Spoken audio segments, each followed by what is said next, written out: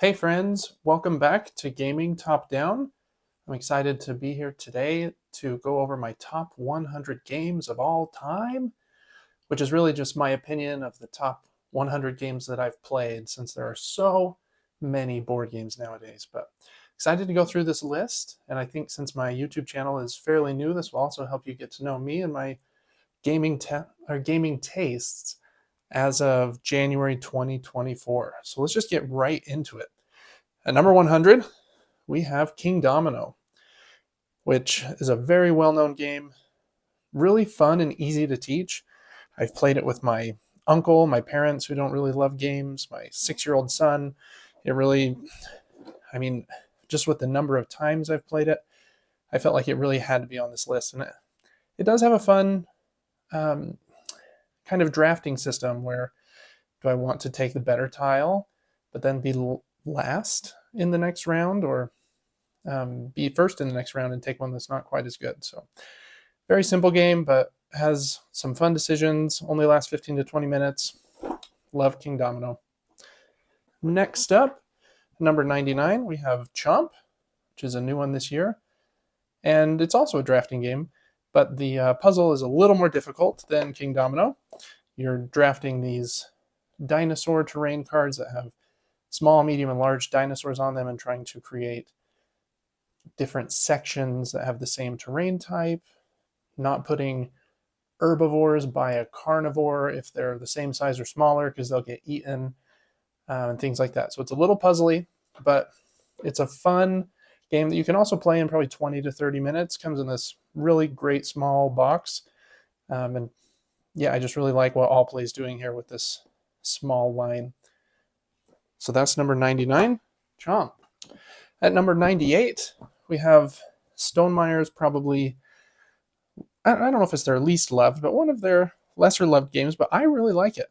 It's a pretty, the box is kind of big for the experience it is. It's kind of a short card game. I mean, short, it might last 45 minutes, maybe 30 if you are pretty fast at it, but you're basically just trying to, you start with 5 cards in your hand that are different characters that might, from this book series, Red Rising, and you'll play a card down, draw a different one. Sometimes you'll be able to increase your hand size to 6 or 7, and trying to combo those cards together so that your hand at the end of the game will score you as many points as possible. There are also some tracks you can go up, and some, I forgot what the resource is called, helium tokens that you can gather that will give you points too. But mainly it's about that hand of cards and trying to make it synergize as good as you can. I like it. I'm a pretty big Stonemaier fan. You'll see some other games from them on this list. So that's number 98, Red Rising. Number 97 is a game that I think will go up more with time. I've only had a chance to play Dune Imperium a couple of times, and one of them was solo, which has a really good solo mode. So I really liked it, but I think with more plays, it will climb up this list for me. But it's a fun kind of light deck building game with also worker placement. Worker placement being kind of the main thing that you do, and the spots you can go to are kind of based on the cards that you have. So a bit of 2 different mechanisms there that blend together. It's a very, very popular game that came out a few years ago.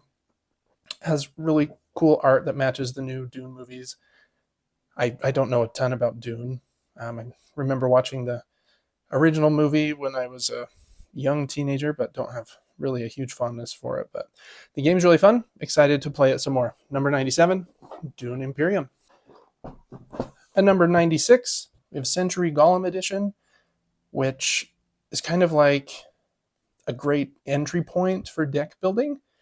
Again, I've played this one with aunts and uncles that don't really play a lot of games, but since it's pretty simple, you really could teach it to anyone, I think. It plays in like 30 to 40 minutes, and you're basically trying to get better cards and these crystals to exchange them for these golem cards. And once you get 5 of them, I think the game ends. So you're trying to make a little engine with your cards. After you've played all of your cards, you have to rest and pick them all back up. but exchanging the crystals and coming up with good combos where, okay, I have this card that will get me 2 greens and another card that I can play after it that will exchange those greens for, a blue and a pink, which are much more valuable crystals. So it's all about that kind of deck engine that you're building with those cards. Really great game. I know it comes in many different versions, Spice Road and some others, but I have the Gollum edition and I like it, even though it's a little more fantastical with the more fantasy style art. So that's number 96, Century Gollum edition. In number 95, we have my favorite version of Azul.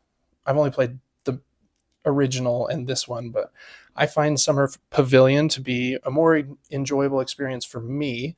I feel like it's a little bit less mean and a little more flexible because you have more places to place your tiles. And there's also a wild tile each round that changes each round. And using those helps you to place some pieces when it would be more difficult if you had to have, exactly the correct count of the distinct color. Really fun game. I don't love Azul, but this one, like I said already, kind of has a bit more flexibility and gives me a bit more kindness than I think the original one has with the kind of rigid rows that you have to stick all of the pieces in. So that is number 95, Azul Summer Pavilion. At number 94, I have Regicide, which I usually play with a deck of cards or on the Really Great app implementation. They also sell a Regicide deck of cards, but it's a really fun game where you're using all of the cards in the deck to try and defeat the jacks and the queens and the kings, and it's a really fun game, especially solo. We tried it once, 2 players, and I don't think it's quite as good. That's a very popular solo game, especially since it can just be played with any deck of cards. So Regicide is my number 94. A couple more solo games are slotting in here. We've got Scoventura at 93. This is a solo-only card game where you have to manage a deck and make sure that you keep your Badger away from Gamla Eric, or kind of the devil character, in this forest rondel of cards that you build out. And you have to carefully go through that deck and play different ally cards before too many of the devil cards come out. It's actually pretty tricky, but I enjoy it quite a bit. I also lived in Denmark for a couple of years, so it's fun to see the Danish influence here, since it's kind of based on Danish folklore. So that is number 93, Scoventura.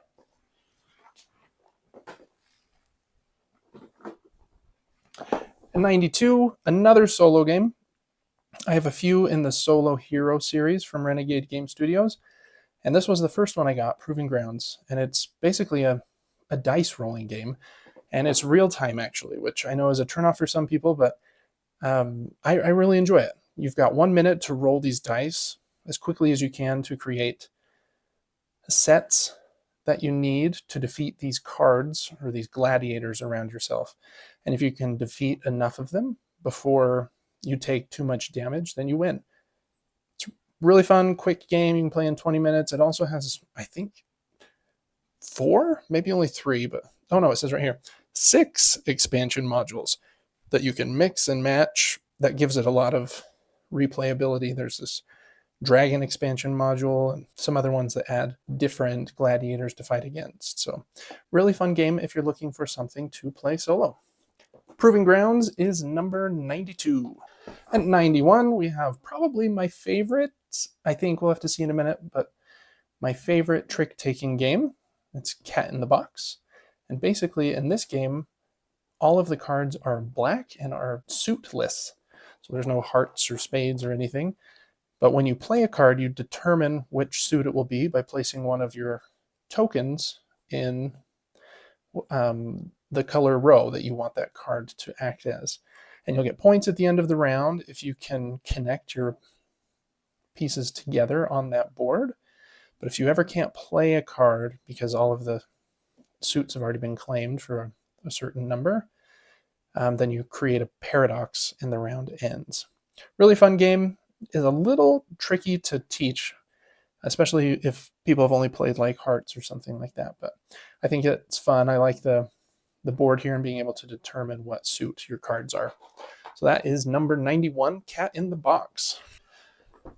At number 90, we have Counterfeiters, which I don't hear almost anyone talk about, but I think it's a really fun and great entry point into worker placement games. Kind of has a weird theme where you're counterfeiting money, but it has really great artwork, and it doesn't take very long to play. It says 30 minutes here, probably closer to 45, but basically you're putting out your workers here to gather different parts to counterfeit money. It might be printers or new inks to make better and better money. And even though the money in this game is paper, it really works because there's different qualities that you upgrade to. And at a few points during the game, you have to send, well, you don't have to, but you can send some of your money to your offshore account in these little hidden envelopes. And so the other players won't know how much you have sent. And the money that you haven't sent to an offshore account, the mob boss, to keep you safe from the police, will claim half of your money at a few different points during the game. Yeah, it's really fun. It's pretty simple because there's not a lot of rules, but I think it's a great entry point for worker placement. I've had good success teaching this one to people that are new to games. So highly recommend Counterfeiters. It's one that I don't think gets talked about enough. So that's Counterfeiters at number 90. At number 89, we have Ancient Realm from Button Shy. And it is an 18 card game from them where you will be keeping track of your resources with these cards and then spending those resources to build out an ancient realm. Like the title suggests, you'll be putting cards out like this in front of you. You might overlap certain sections that then can't be used anymore, and then hopefully building some of these monuments, which cost a lot of resources, but get you a lot of points. It's a fun game that is kind of a efficiency puzzle, just trying to build a better city this game than you did last game. Also has a cool expansion that has more monuments, and yeah, it's a really good game that you can finish in 15-20 minutes. And for a solo game, and that's kind of what I'm looking for, is something short but gives me kind of a full feeling game experience at the same time. So that is Ancient Realm, number 89. At number 88 is Ticket to Ride Nordic Countries. Again, I lived in Denmark, so this is probably my favorite version. It also only plays 2 to 3 players, so the map's a little smaller, and that's kind of the space that I like Ticket to Ride best in anyways, is probably 3 players. So yeah, it's in Scandinavia and has just a couple more wrinkles, I think, with some subways that you have to build that behave a little bit differently. But Ticket to Ride, very, very famous about building these routes to connecting cities, and building the longest route, connecting from one city to another one that's all the way on the other side of the map, and trying not to get blocked, but maybe block someone else. Really fun game. Ticket to Ride Nordic Countries at number 88. At number 87 is Tokaido. I haven't played this one in a while, but it's one of the first games that I got when I got into hobby gaming, probably 5-6 years ago. And it's probably the most zen-like, calm game that you can play.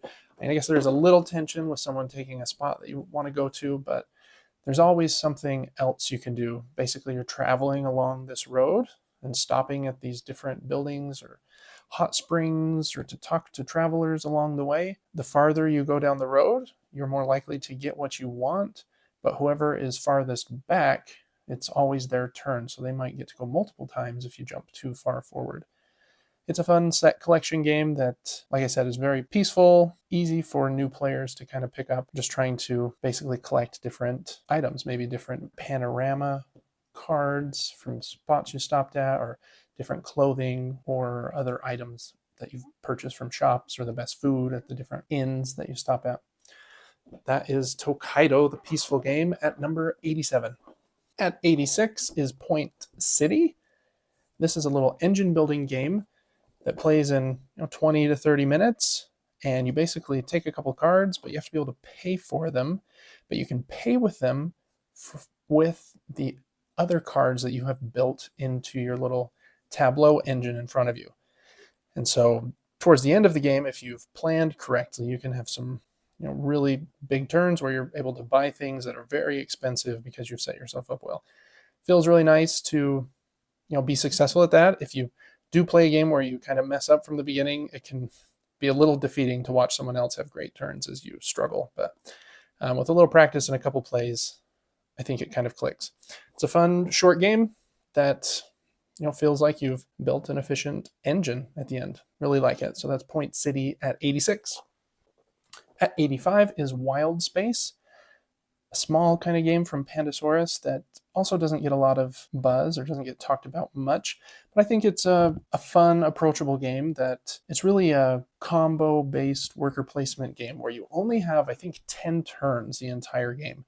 And you're trying to build up with your 10 turns, visit these different planets with your spaceships, and gather the biggest crew and kind of combo those crew members together to let you draw new cards or discard or things like that. So very combo heavy worker placement game that plays pretty quick, 30 to 40 minutes, and is a really good time and should probably get more attention than it does. That is Wild Space at number 85. At number 84 is Nautilion. It's my favorite of the Oniverse games that I've played so far, and it's really a pretty simple dice rolling game. You roll 3 dice. One of them will move your ship, the Nautilion. One of them will move the enemy ship. I forget what it's called, the Dark something maybe. And the third die will be used to activate the Dark House, which hinders you as well. So you have to use those dice as best as you can to fill your ship with the necessary crewmates along the way and get to the end before the ship going the opposite direction reaches the end of its course. Pretty tricky game, and it doesn't give you a ton of options for dice mitigation. Kind of makes it feel tight in that way. When you do use your bonus rolls, you really feel it. But it's a fun short game. The longest part is probably setting up the tokens, but only takes a minute or two. It says 30 minutes on the box, but unless maybe some of the expansions, which this also comes with, I think 5 expansion modules that you can add in. If you don't play with any of those, I think you can get through a game in 15 or 20 minutes. But really fun, short, solo-only game in the Oniverse series. That is Nautilion at number 84.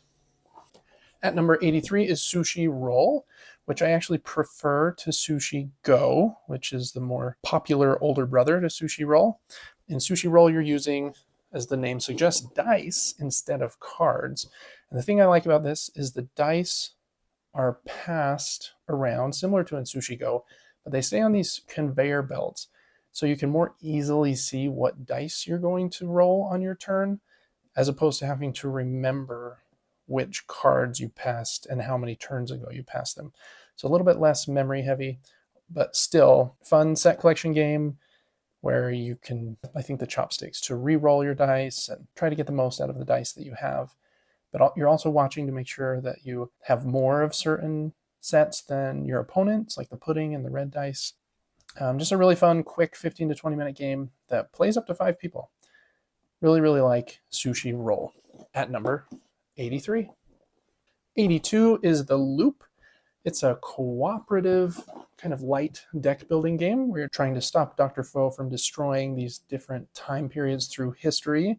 So you have to move your characters back and forth through time. You have to drop tokens down this cool little tower device that will put them down one of these 3 lanes. That's kind of the chaos tokens or something. And so you're trying to work together with your teammates and use your special ability, kind of similar to other cooperative games like Forbidden Island and Desert and Pandemic. But I think this one has a little bit more going on with the cards that you can add to your deck. And the dice tower is always a big hit. The Loop's just, like it says here, it's a quirky cooperative game. And that's kind of what I found. It's a fun time to play. It looks good on the table, and I think I'll be keeping this one for a while. So that is The Loop at number 82. At number 81 is Long Shot, the dice game. This one is, a pretty straightforward horse betting game where you are trying to buy different horses and place bets on other horses. And you can manipulate the race a bit more than in other similar games where you can move horses extra spaces forward or backwards based on some bonus abilities that you can mark off on your sheet. This one's been a big hit with everyone I've shown it to. It kind of has that fun feeling where everyone wants their horse to win the race after they've purchased one, or might be moving back other players' horses, or even betting on them because they think theirs is going to win. It's a fun game, plays pretty quick. It says 25 minutes on the box. It's probably a little short. I would say probably 40, but it's a really great betting game. I think it's kind of replaced Camel Up for me. That is Long Shot, the dice game, at number 81. Number 80 is Isle of Trains. This is the newest all-aboard version from, I think it's Dronda. And the thing I like most about this game is the multi-use cards. You're trying to build this train engine, so you'll have different train cards that you're paying for to build out to build a better and better train. You can also use those cards instead as cargo, and you tuck them behind the train cars.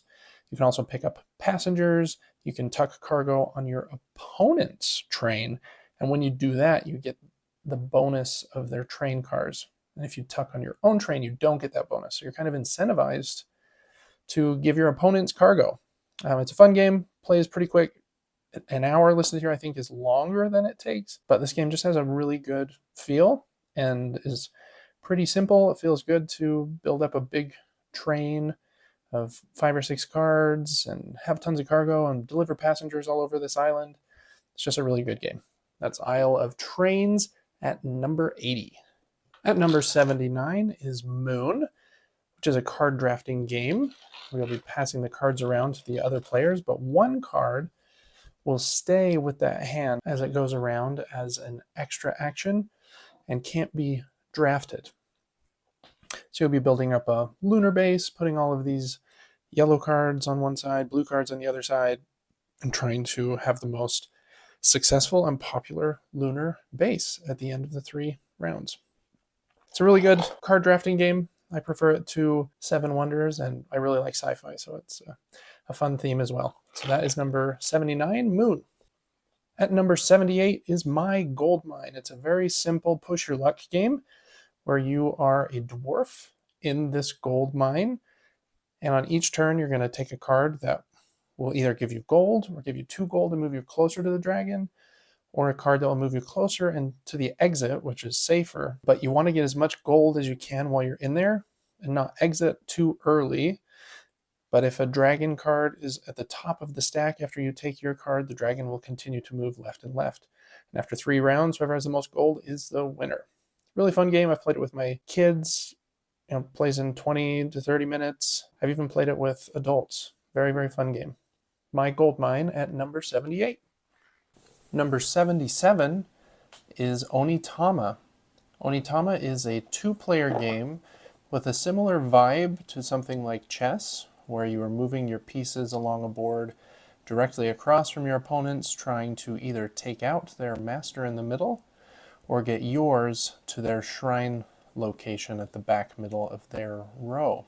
The difference is that Onitama plays in a much shorter playtime, about 10 to 15 minutes, and it's very different from game to game because there's a deck of cards, 16 different cards, but in each game you'll shuffle the cards and only play with 5 of them.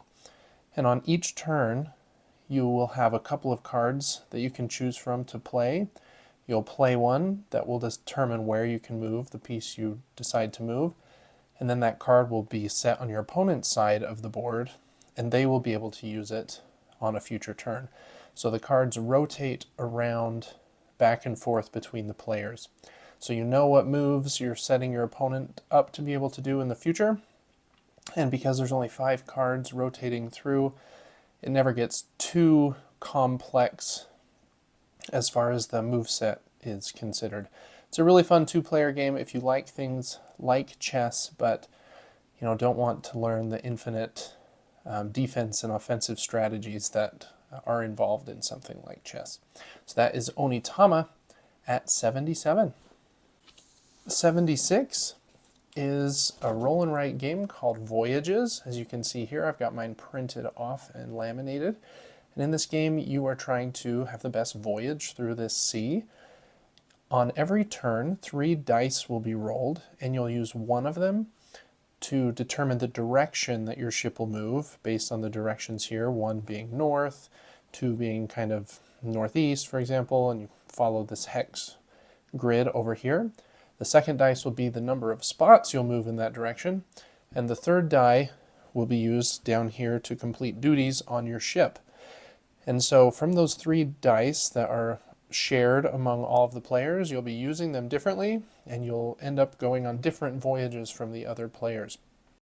You'll get points by going to the outermost regions of the map, by defeating the Dread, by completing rows and columns of your duties board, and getting and selling cargo.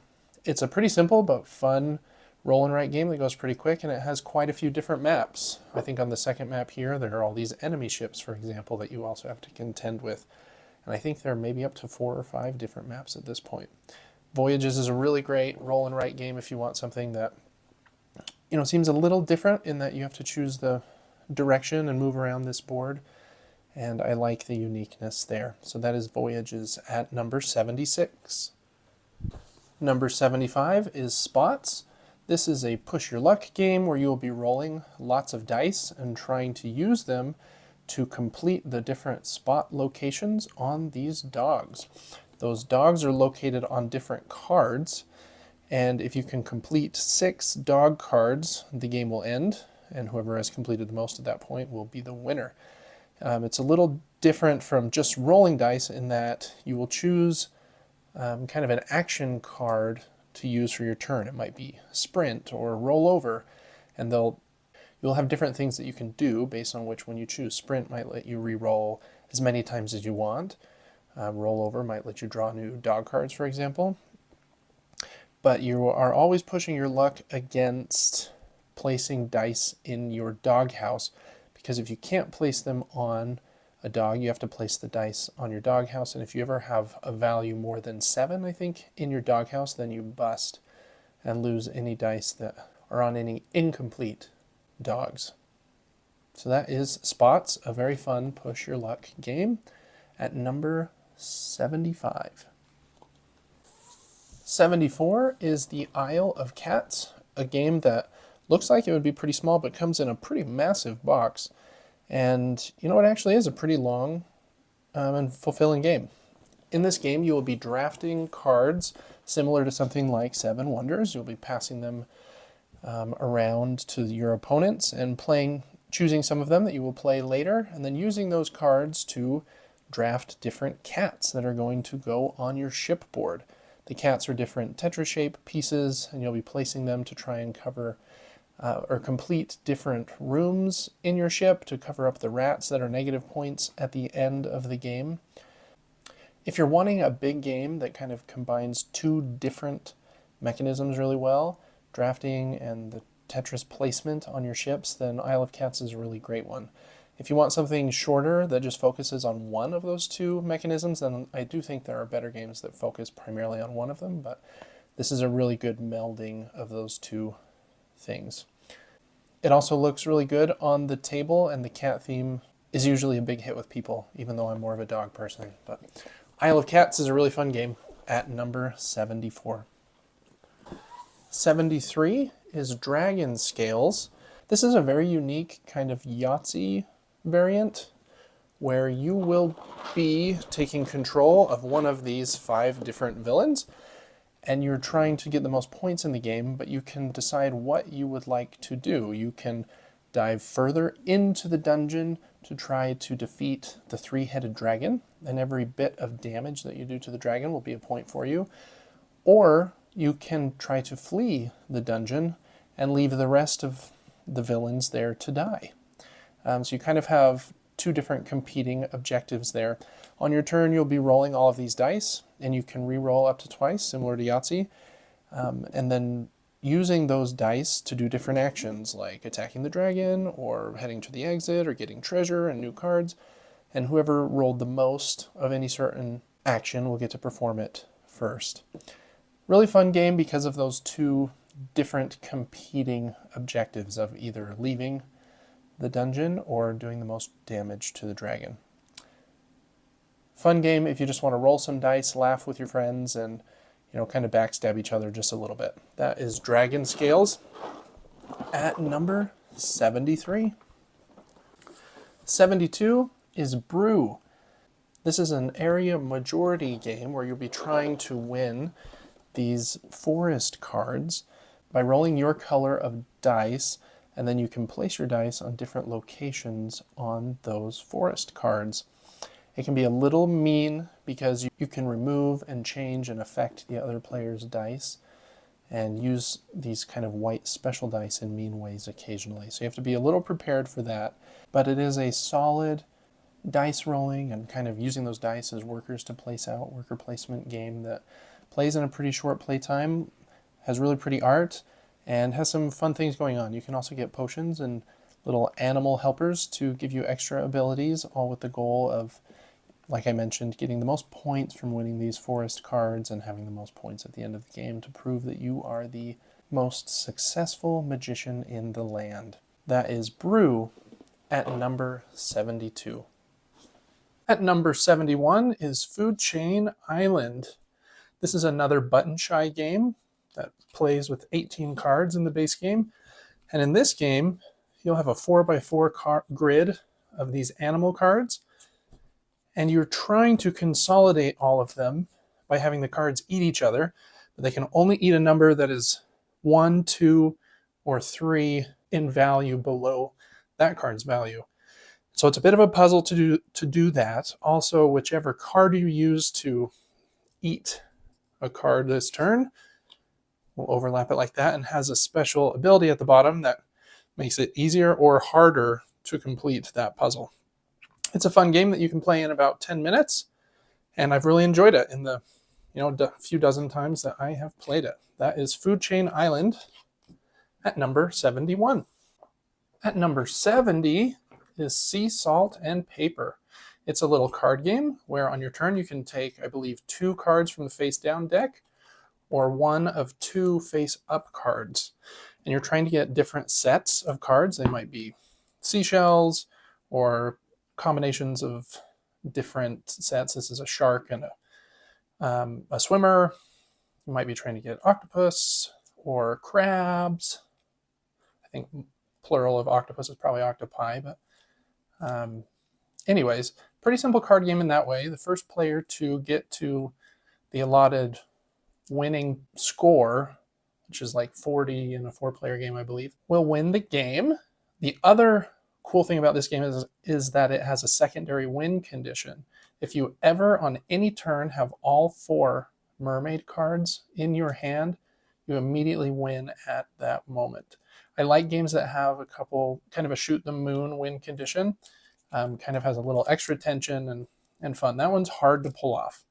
But I have had 3, and that is a good feeling, being so close to an immediate win. So that's Sea Salt and Paper, number 70. At number 69 is Flip Town. It's a 2-page flip and write that you play with the standard deck of cards.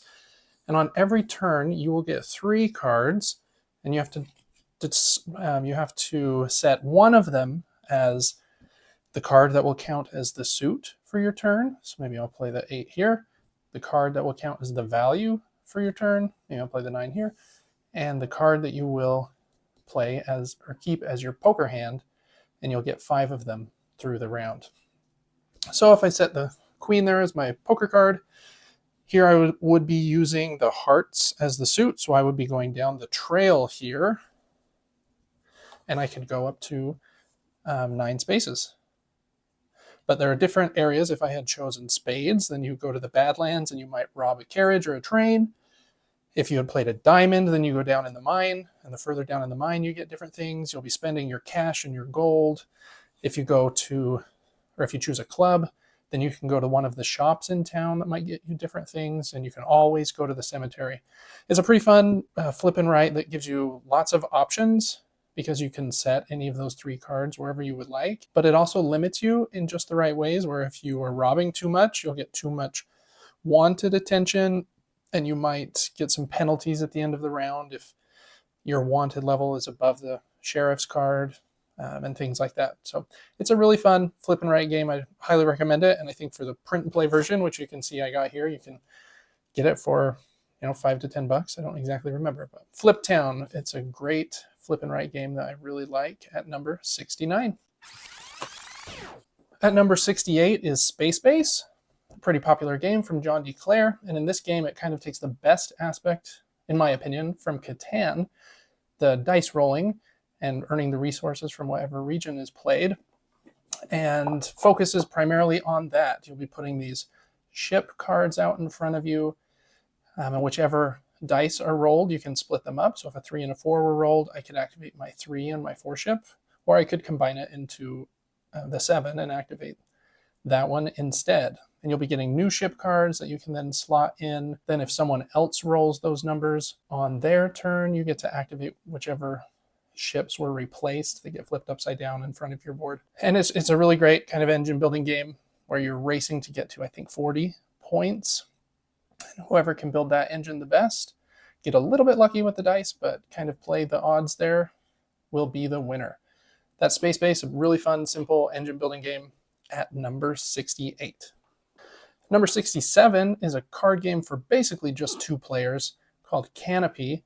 And in this game, you'll be playing tree cards out and making them taller and taller with each card you place until you put a canopy card on top. And then you'll also be gathering animal cards that will go in your kind of ecosystem that you've made as well. You get points at the end of the game for whoever has the most trees, whoever has the highest tree in each, or tallest, I should say, tree in each round will get some bonus points too. And then the different animals will give you points, especially if you get more than one or complete a set of them. Really fun 2-player card game, plays in about 30 minutes. We've enjoyed this one with my wife quite a bit. That is Canopy at number 67. At number 66 is Coatl, which is my favorite game in the Azul line that is not in the Azul line. And it plays pretty similarly to Azul, but you also have a hand of cards that you're trying to complete contracts on. On your turn, you'll be drafting dragon pieces for these feathered dragons called Coatls, I believe. And you'll be drafting either body pieces or tails or heads from this central board, and then using them to build out these dragons in front of you with the goal of meeting the requirements on your cards to get points. As soon as someone has built 3 dragons, the game will end, so you can push for a quick ending if you want. And I kind of like that you have control over, the dragons you build. And I found that it's a little less mean than base Azul. And I like that there's just a little bit more going on, but still plays in under an hour. That is Coatl at number 66. At number 65 is Omen, A Reign of War. I also have Heir to the Dunes, I think, in this box. It's a fun 2-player card game where you'll be playing these troop cards down in front of one of 3 different kind of lanes. They're cities, I think, that you are trying to win over against your opponent who's sitting on the other side playing their cards to the same 3 cities. So whoever can win those cities the most will get the most points. It's a pretty simple 2-player card game in that way, but I have found that it is pretty elegant because the cards can be used in many different ways. You can play them down or discard them as currency, and I think use them as I think there's a third way that has a blue symbol. I can't remember what it's called, spirit value maybe, or something. So the cards can be used in many different ways, and it's fun to see what you can do with the variety there. Really fun 2-player game. Omen, A Reign of War at 65. At 64 is a real-time game from Flatout called Fit to Print. And in this game, you're trying to make the best newspaper over 3 days. And each day will be, I think, a 4-minute standard real-time race to build a newspaper. So you'll start by taking these tiles from the middle and putting them on your editor's desk. And then as soon as you think you have the right ones and enough to fill your paper, you say some keyword like print or something. And then from that point on, you can't take any more tiles. Then you'll start laying them out on your board here. And there are some placement rules where you don't want certain tiles to be next to other tiles. And you want to keep your newspaper balanced with happy stories and sad stories and pictures and advertisements so that you don't go out of business. It's a little chaotic, and some of the placement's a little tricky to remember, all while you're trying to leave as little white space as possible too. And whoever does that the best at the end of 3 rounds will win. So it can go pretty quickly. I've found it usually takes about half an hour, but that's a fun real-time game where I don't usually love real-time. I think this one works pretty well. It's a fun little puzzle. Fit to Print is number 64. At 63 is a very popular game that I think I'm terrible at, and I don't know if I'll ever get better. But it's Hana Mikoji, and it's a 2-player game where there are these geishas out and you are trying to win the influence of more geishas than your opponent by playing cards down in front of them. But it has a I split you choose mechanism where you will hand a few cards to your opponent.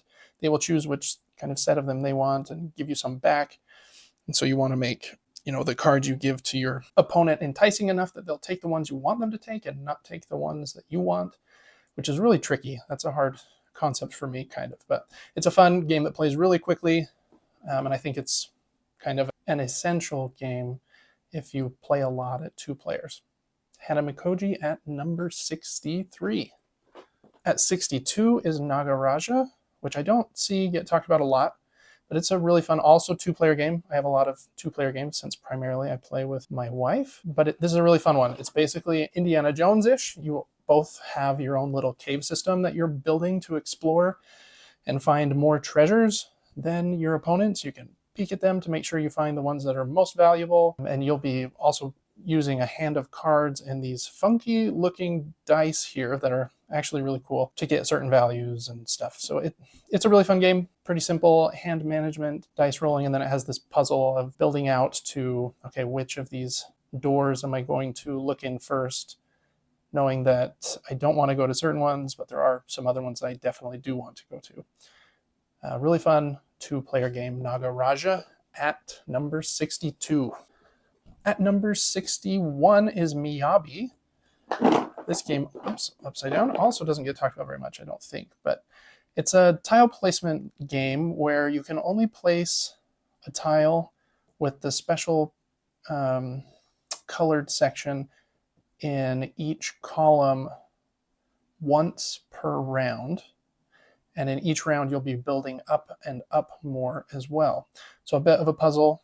I kind of like the puzzly games that aren't too bad that they destroy your brain, but have enough going on where you can feel like you did something smart or maybe realize that was dumb and I can do better next time. Miyabi is a fun one for that. Plays in 30 to 45 minutes and it's a good time. That is Miyabi at number 61. And at number 60 is Skate Summer. This is a push your luck game with kind of a Tony Hawk art style-ish. And you each have these cool skateboard player boards, and you will be playing cards to one side or the other of your board to push your balance back and forth to try and have the biggest and coolest trick without crashing.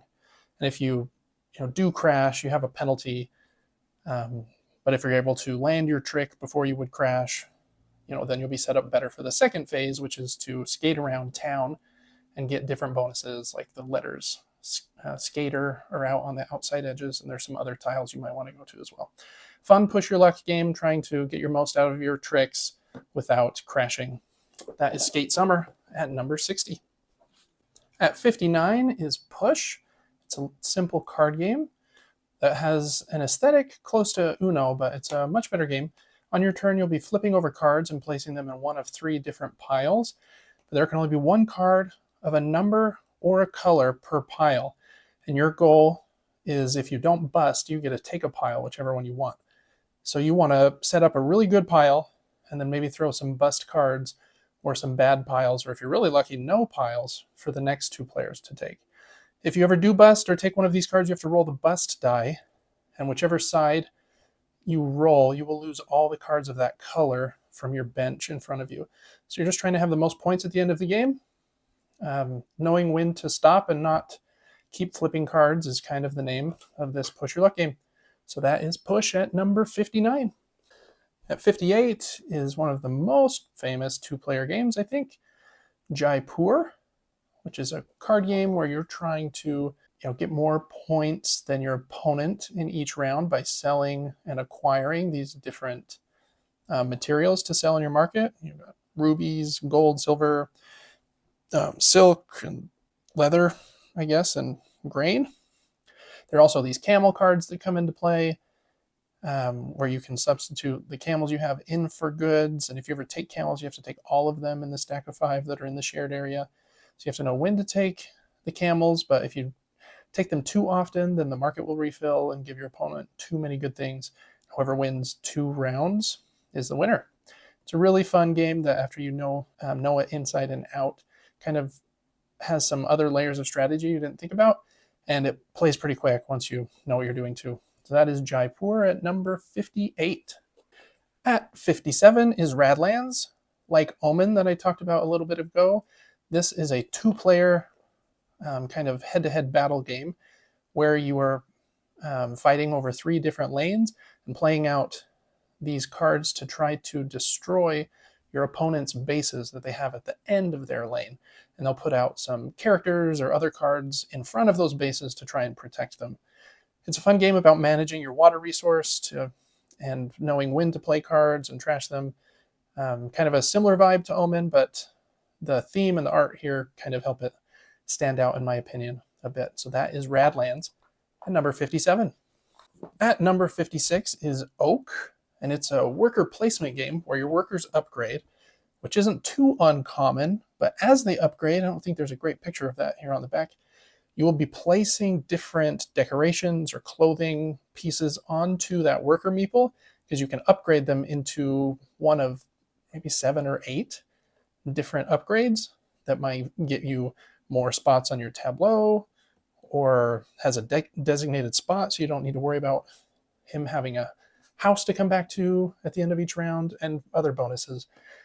Other than that, you're trying to get as many points as you can by going up the great oak tree, getting resources from the forest and brewing potions. Yeah, it kind of has all the basic themes of worker placement where you kind of want to avoid the spaces that other players have gone, because if you go there, you do have to pay a pretty hefty price to go to the same spot.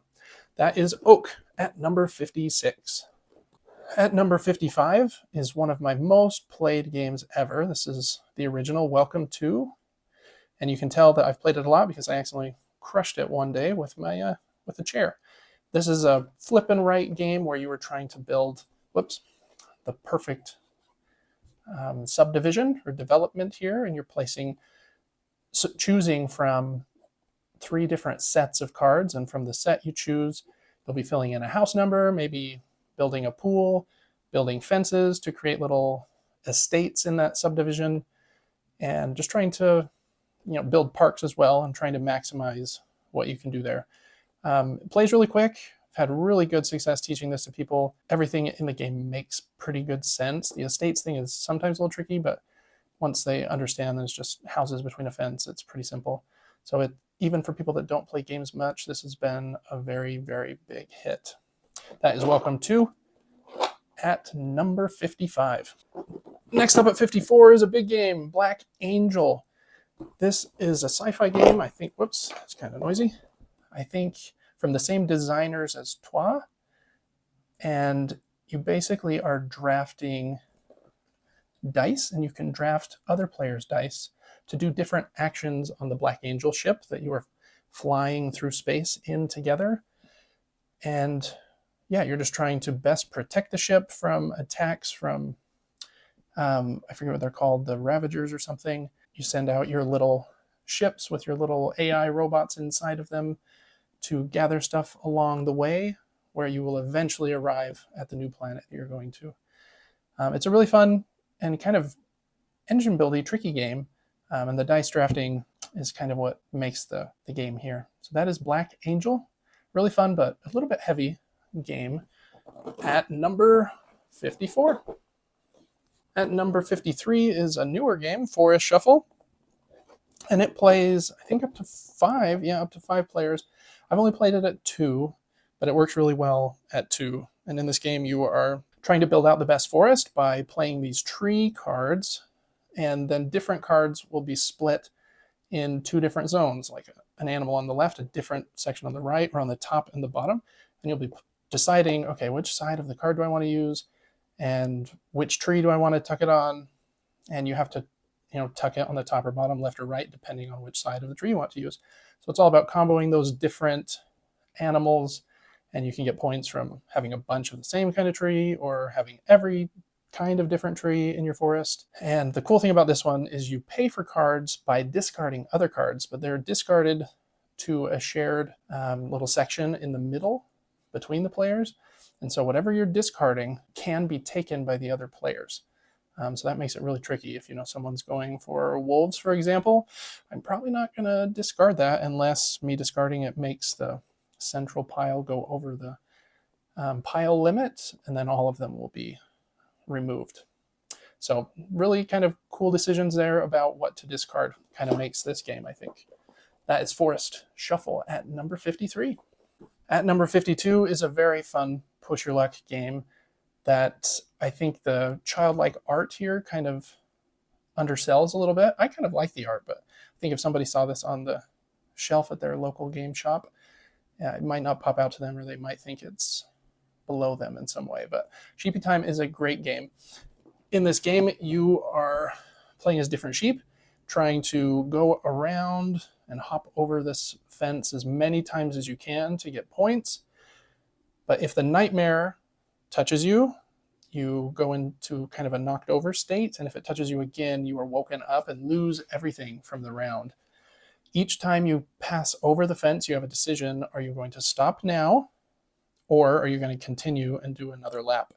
And that's where the push your luck comes in, because if the nightmare ever gets all the way around and hops the fence, everybody immediately wakes up and loses everything, unless they have already bowed out of the round. So the push your luck is really fun in this one. These tiles along the outside edge do some funny things too, where if you put these wink tokens on them, and they might let you jump forward or move another player backwards and things like that. So you can kind of manipulate the 10 spots that you're going around in that loop. Sheepy Time is a very fun game if you like push your luck. That is number 52. At number 51 is a game I haven't played enough.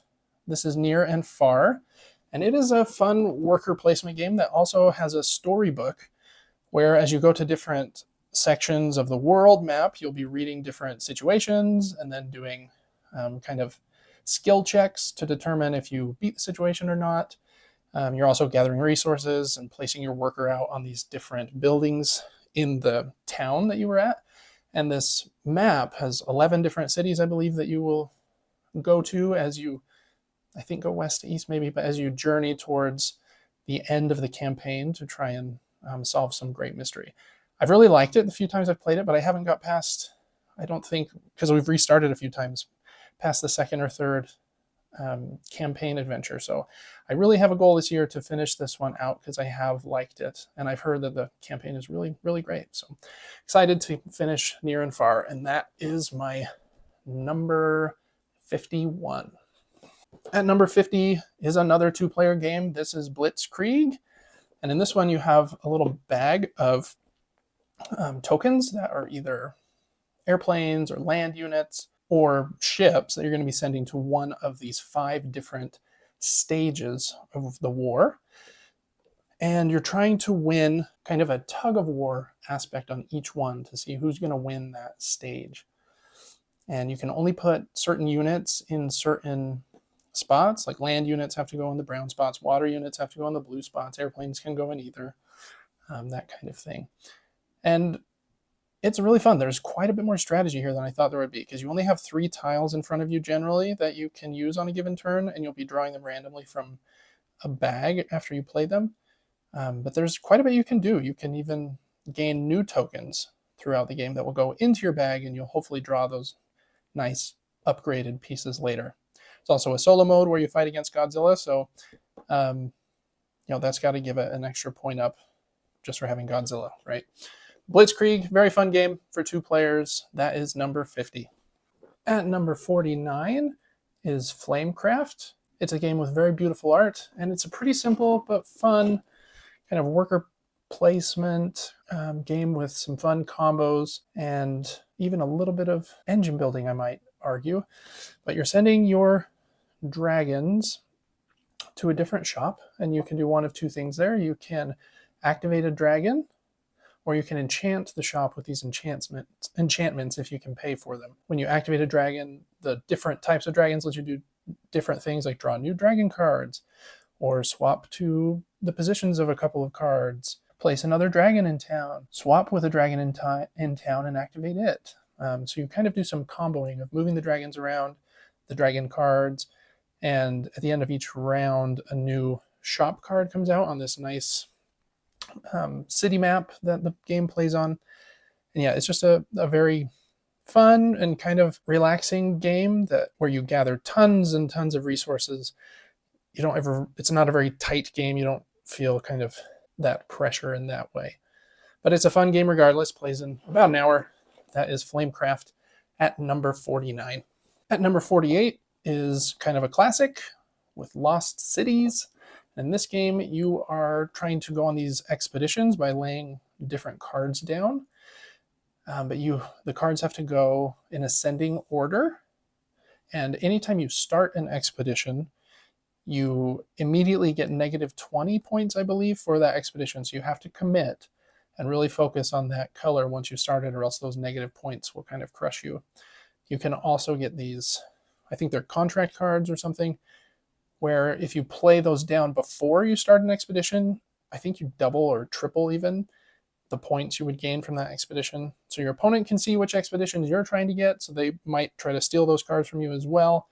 You can see what cards of a certain color they have played on their side, so you know those are no longer in the deck.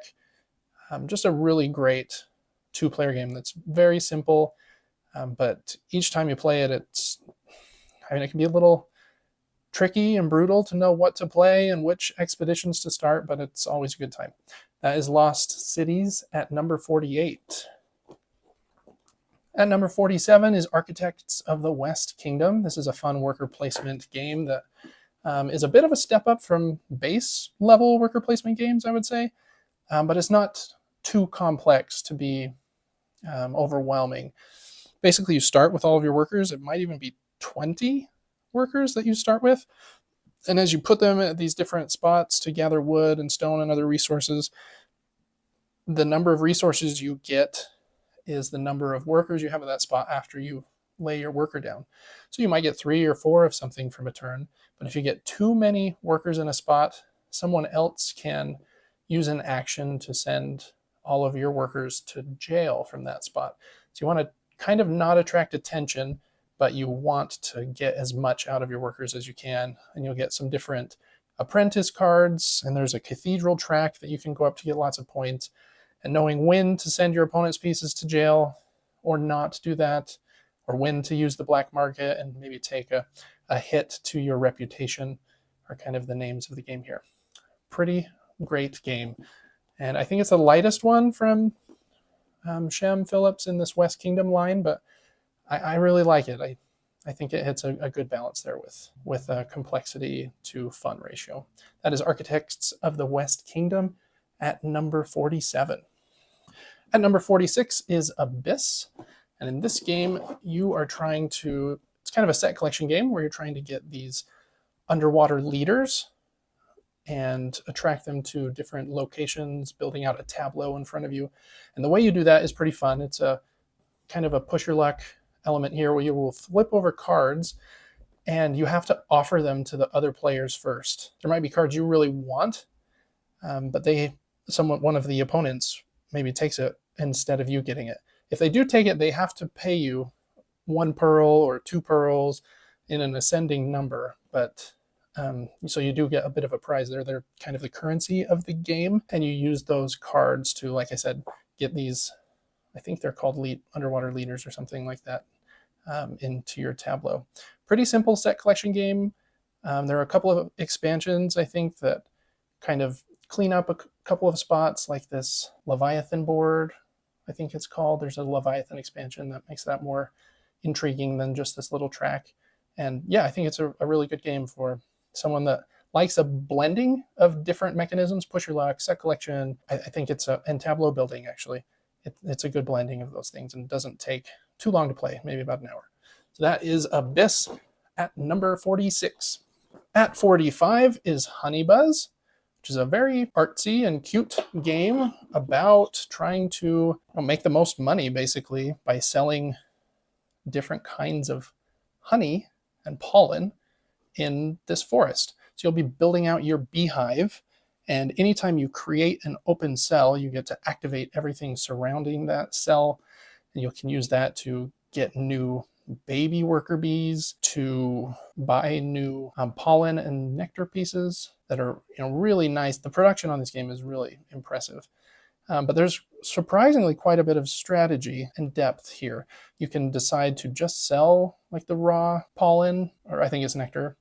I get the wording mixed up here, but instead of fulfilling these animal contracts by using them to get the points here, you can instead just say, well, I have 3 of a certain kind of nectar. I'm just going to sell it for its market value. So there's a bit of manipulating the economy there as well. You're also placing out your bee workers on these different worker placement spots to gather the new tiles that will go in your hive to help you create new cells and get to take those actions. Really fun worker placement, kind of slightly economic game here that also looks really nice. Takes about an hour, hour and a half. That is Honeybuzz at number 45. At 44 is a very new game in Dragon Keepers, which is a pretty simple card game with these really big and nice cards where you are trying to, again, get the most points by getting these pieces of these amulets. And when you complete one, you get a stone or kind of a jewel that you'll place in the middle. And those, if you're the first one to get them, you'll get the red ones that are worth more than the blue ones, but they'll have some random value in a range. You can also get eggs and different things, but basically you're getting these different colors of dragons, and you'll be placing them in front of you. But once you have placed one color of dragon, and then both sides of that dragon have different color stacks surrounding it, then that dragon in the middle can no longer be played by you. So you don't want to lock yourself out too early, and this book of the back sides of the cards dictates what you can do on your turn. I didn't explain that super well, but it's a really fun card game where you get to do something on everyone's turn, because after they activate the book, you get to as well if you can and want to. It goes really quick as well, 20 to 30 minutes to play. And for a kind of a small box card game, I think it hits above its weight class. That is Dragon Keepers at number 44. At 43 is Caesar's Empire, which comes in a pretty big box, but is actually such a fast game. I think it could have been produced a little less, maybe. Maybe got rid of the plastic miniatures, put it in a box half the size, and maybe that would have helped. I'm not sure, but I think it has got quite a bit of buzz. It got a 10 from the Dice Tower, and I know some other people online really like it. And I can see why. It's a really, really fun game. You're basically building out these routes of your clan from Rome out to these other different cities, and you'll be gathering stuff at those different cities. And after you place one, then you trace that route back to Rome, and every piece along that route along the way will get a point. So if you're able to build a long route that's only your clan, man, you can get a lot of points that way. But you'll start to attract attention, and people will start building branches off of your route because the route has to be traced in the shortest path possible. So if I built this really long, someone could build out an extension from it that makes their route the shortest route possible now. So there's a lot of blocking in this game, but it never feels too malicious because you're all, everyone's doing it on every turn. Very fun game. I really think you can play this, and it says 30 to 60. I think you can play it in 20 to 40. It's more like the time there. Excellent game. Really like Caesar's Empire. That is number 43. At 42, I have Meadow, and Meadow is a set collection game where you're playing cards into a tableau in front of you. You'll start with these ground cards and then kind of build up from there, even usually in animals or birds or something like that, but even sometimes up to fences or houses and buildings. There's also road cards that you have to keep track of, that you have to have a path here to build these special cards up near the top. The way you get the cards is really interesting. You have these tokens that tell you how many cards in that you could draft with that tile. So I would draft 1 to this card from that tile. But now that spot's been blocked. No one can place their token there. So they'd have to use one of these other cutouts to go with their cards from a different direction. I really like that. It's also used in Quadropolis, which is a fun game too. Yeah, this one is really great. I think the variety of the cards helps it to stand out a bit. And as you're playing out the cards, there are certain icons you have to use kind of as payment to put the card down. So it's a bit of an engine builder in that way too, where, okay, yeah, I do have these icons showing, so I can play this card, and you don't want to cover up too many of your useful icons. Really great game, has a few mini expansions in there too. That is Meadow at number 42.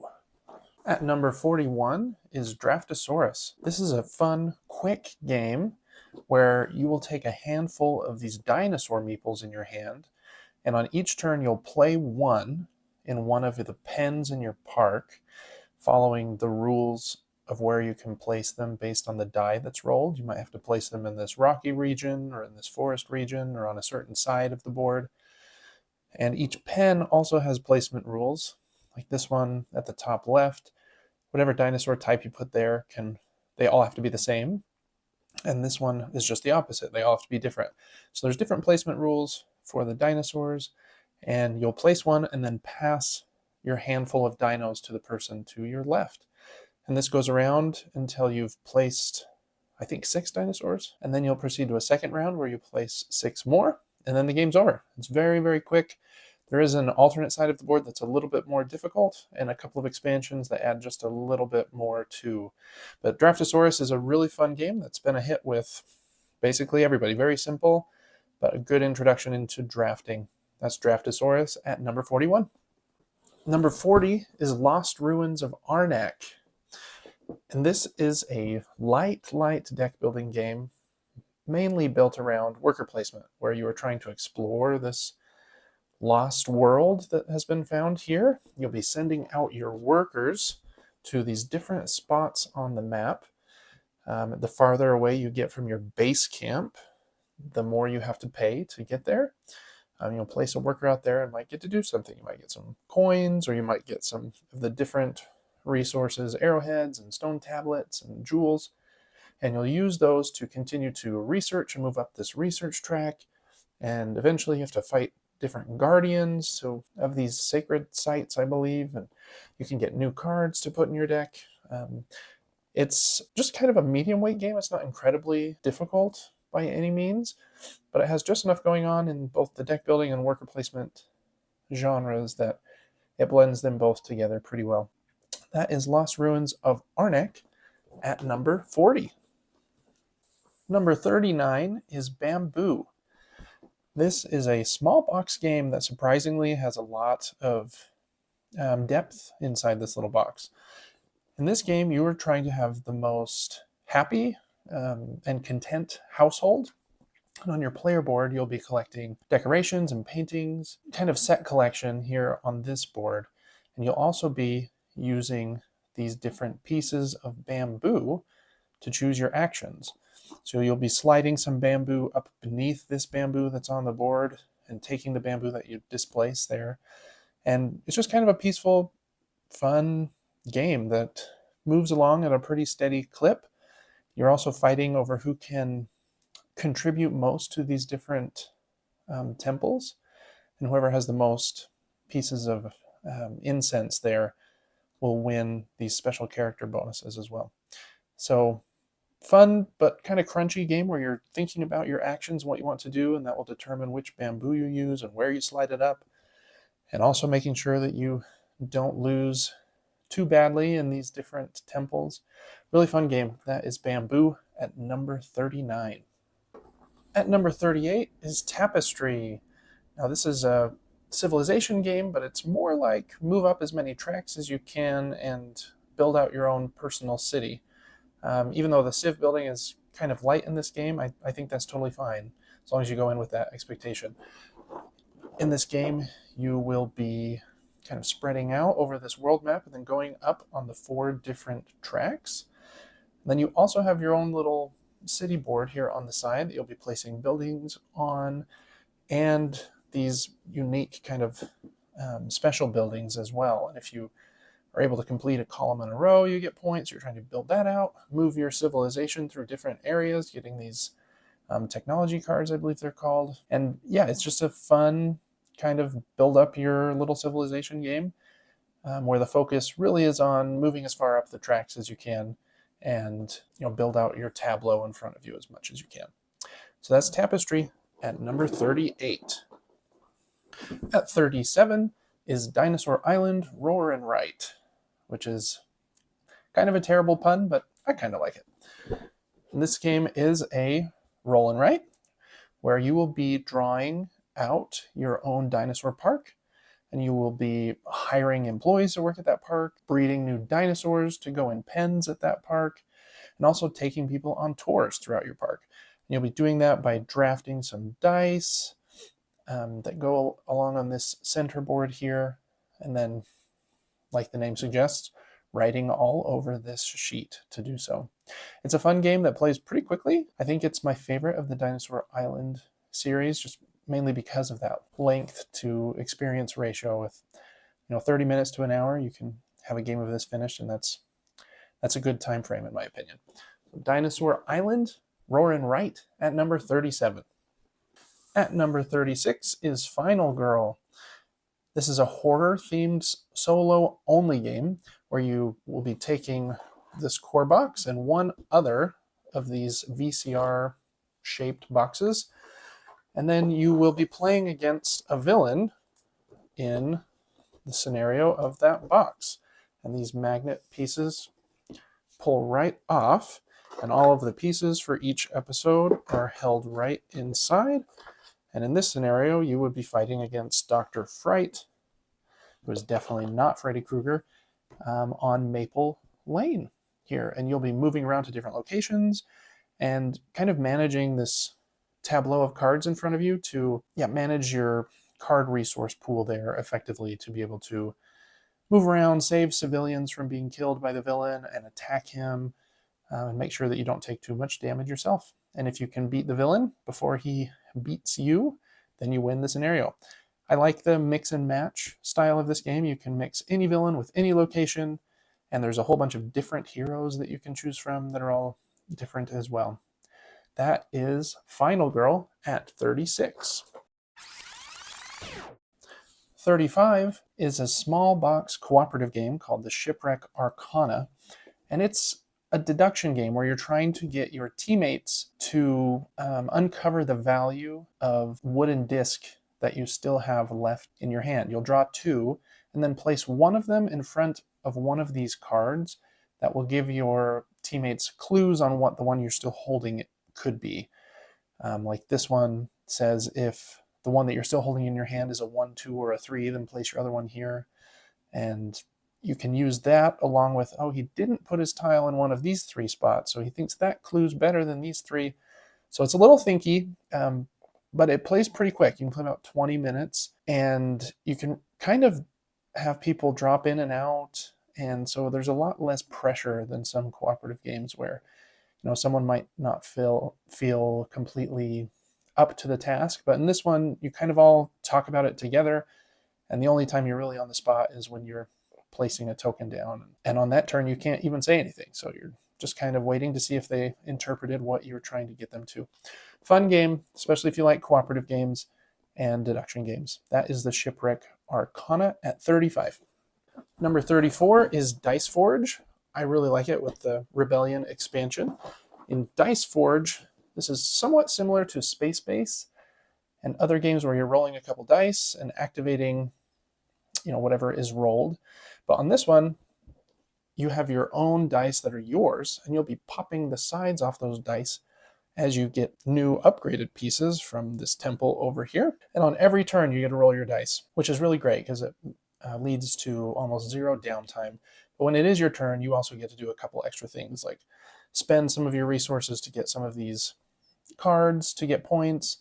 And in the expansion, there are a couple different tracks you can go down as well, just adding a bit more complexity. Do I want to move forward or backward here? And there's some extra sides to the dice that you can get here too. And that's really the gimmick of this game, but it feels good. Everyone that I've played it with has really liked that gimmick, even though sometimes the sides of the dice fly across the room. It's just fun to pull the sides off and put a better one on and really hope that you roll it. That is Dice Forge at number 34. At 33 is a game that really needs no introduction, but this is Wingspan from Stonemaier Games. And this, whoops, I've got the lid upside down. In this engine building game, you're trying to attract the best birds to your tableau in front of you. And when you take certain actions, then you get to activate every bird that is in that row. So you can do some pretty awesome combos. There are a ton of cards, so it's a little bit difficult sometimes to get the perfect, most combo-tastic cards that exist, or to even know what they are unless you play over and over again. But it really is a great game. I think it's a little bit long at higher player counts, but that's really my only gripe with it. It's a fun game that I've had for a long time, and anyone that likes animals has always been interested in it too. So that was Wingspan at number 33. Upside down again. At 32 is a 2-player game called Kiro, and in this game you are trying to, in Mad Max style, kind of control the wasteland by having the most resources, spending them to get these cards and attract new workers to your clan. But the way that you're doing that is the cool part of this game. It's a real-time game, which I keep saying I'm not a fan of real-time, but then I realize I've had quite a few on this list. But the real-time element here is the gas in your tanker. It's a sand dial, kind of with a plastic tanker built around it. But when you go to roll your dice, you flip your tanker upside down and the gas starts to deplete, and then you can roll your dice. And you can roll them as many times as you would like, unless you get these burn fuel sides, then you have to leave those. But you're trying to get as many of certain types of sides rolled so that you can get the cards you want, maybe win some of these locations in the middle. It's a fun game, lasts 30 to 45 minutes, and frantically rolling to try not to waste all of your gas on your turn really is a good time. So that is Kiro at number 32. At 31 is another dice game. This is Emerge by Pandasaurus. And in this game, you are rolling dice on your own individual board and then using the dice that you roll to activate different things. You might build plants on some of your islands, or build up some islands to medium or large islands. You can only put crabs on an island if you have plants, and medium life shown here by a turtle if you have the crabs, etc., etc. And it takes more and more dice to get those things. The cool thing about this is there are these tiles that you can place on top of this top section that change the action that that number is associated with. So I might change my 4 spot here with the seal to be more trees at the beginning of the game so that I can hurry and fill all my islands with trees, and then later take that off, remove it. So it's a fun game where, again, you're rolling a lot of dice, but you have some really fun ways to mitigate the dice and kind of set what you want the different dice to do for you. That is Emerge at number 31. At number 30 is Trailblazers, which is a puzzly but short game where you will be building these kayaking, mountain biking, and hiking routes, trying to make as many loops as you can. So this is your hiking base camp, and so you want the hiking trails to loop back to and from that specific base camp.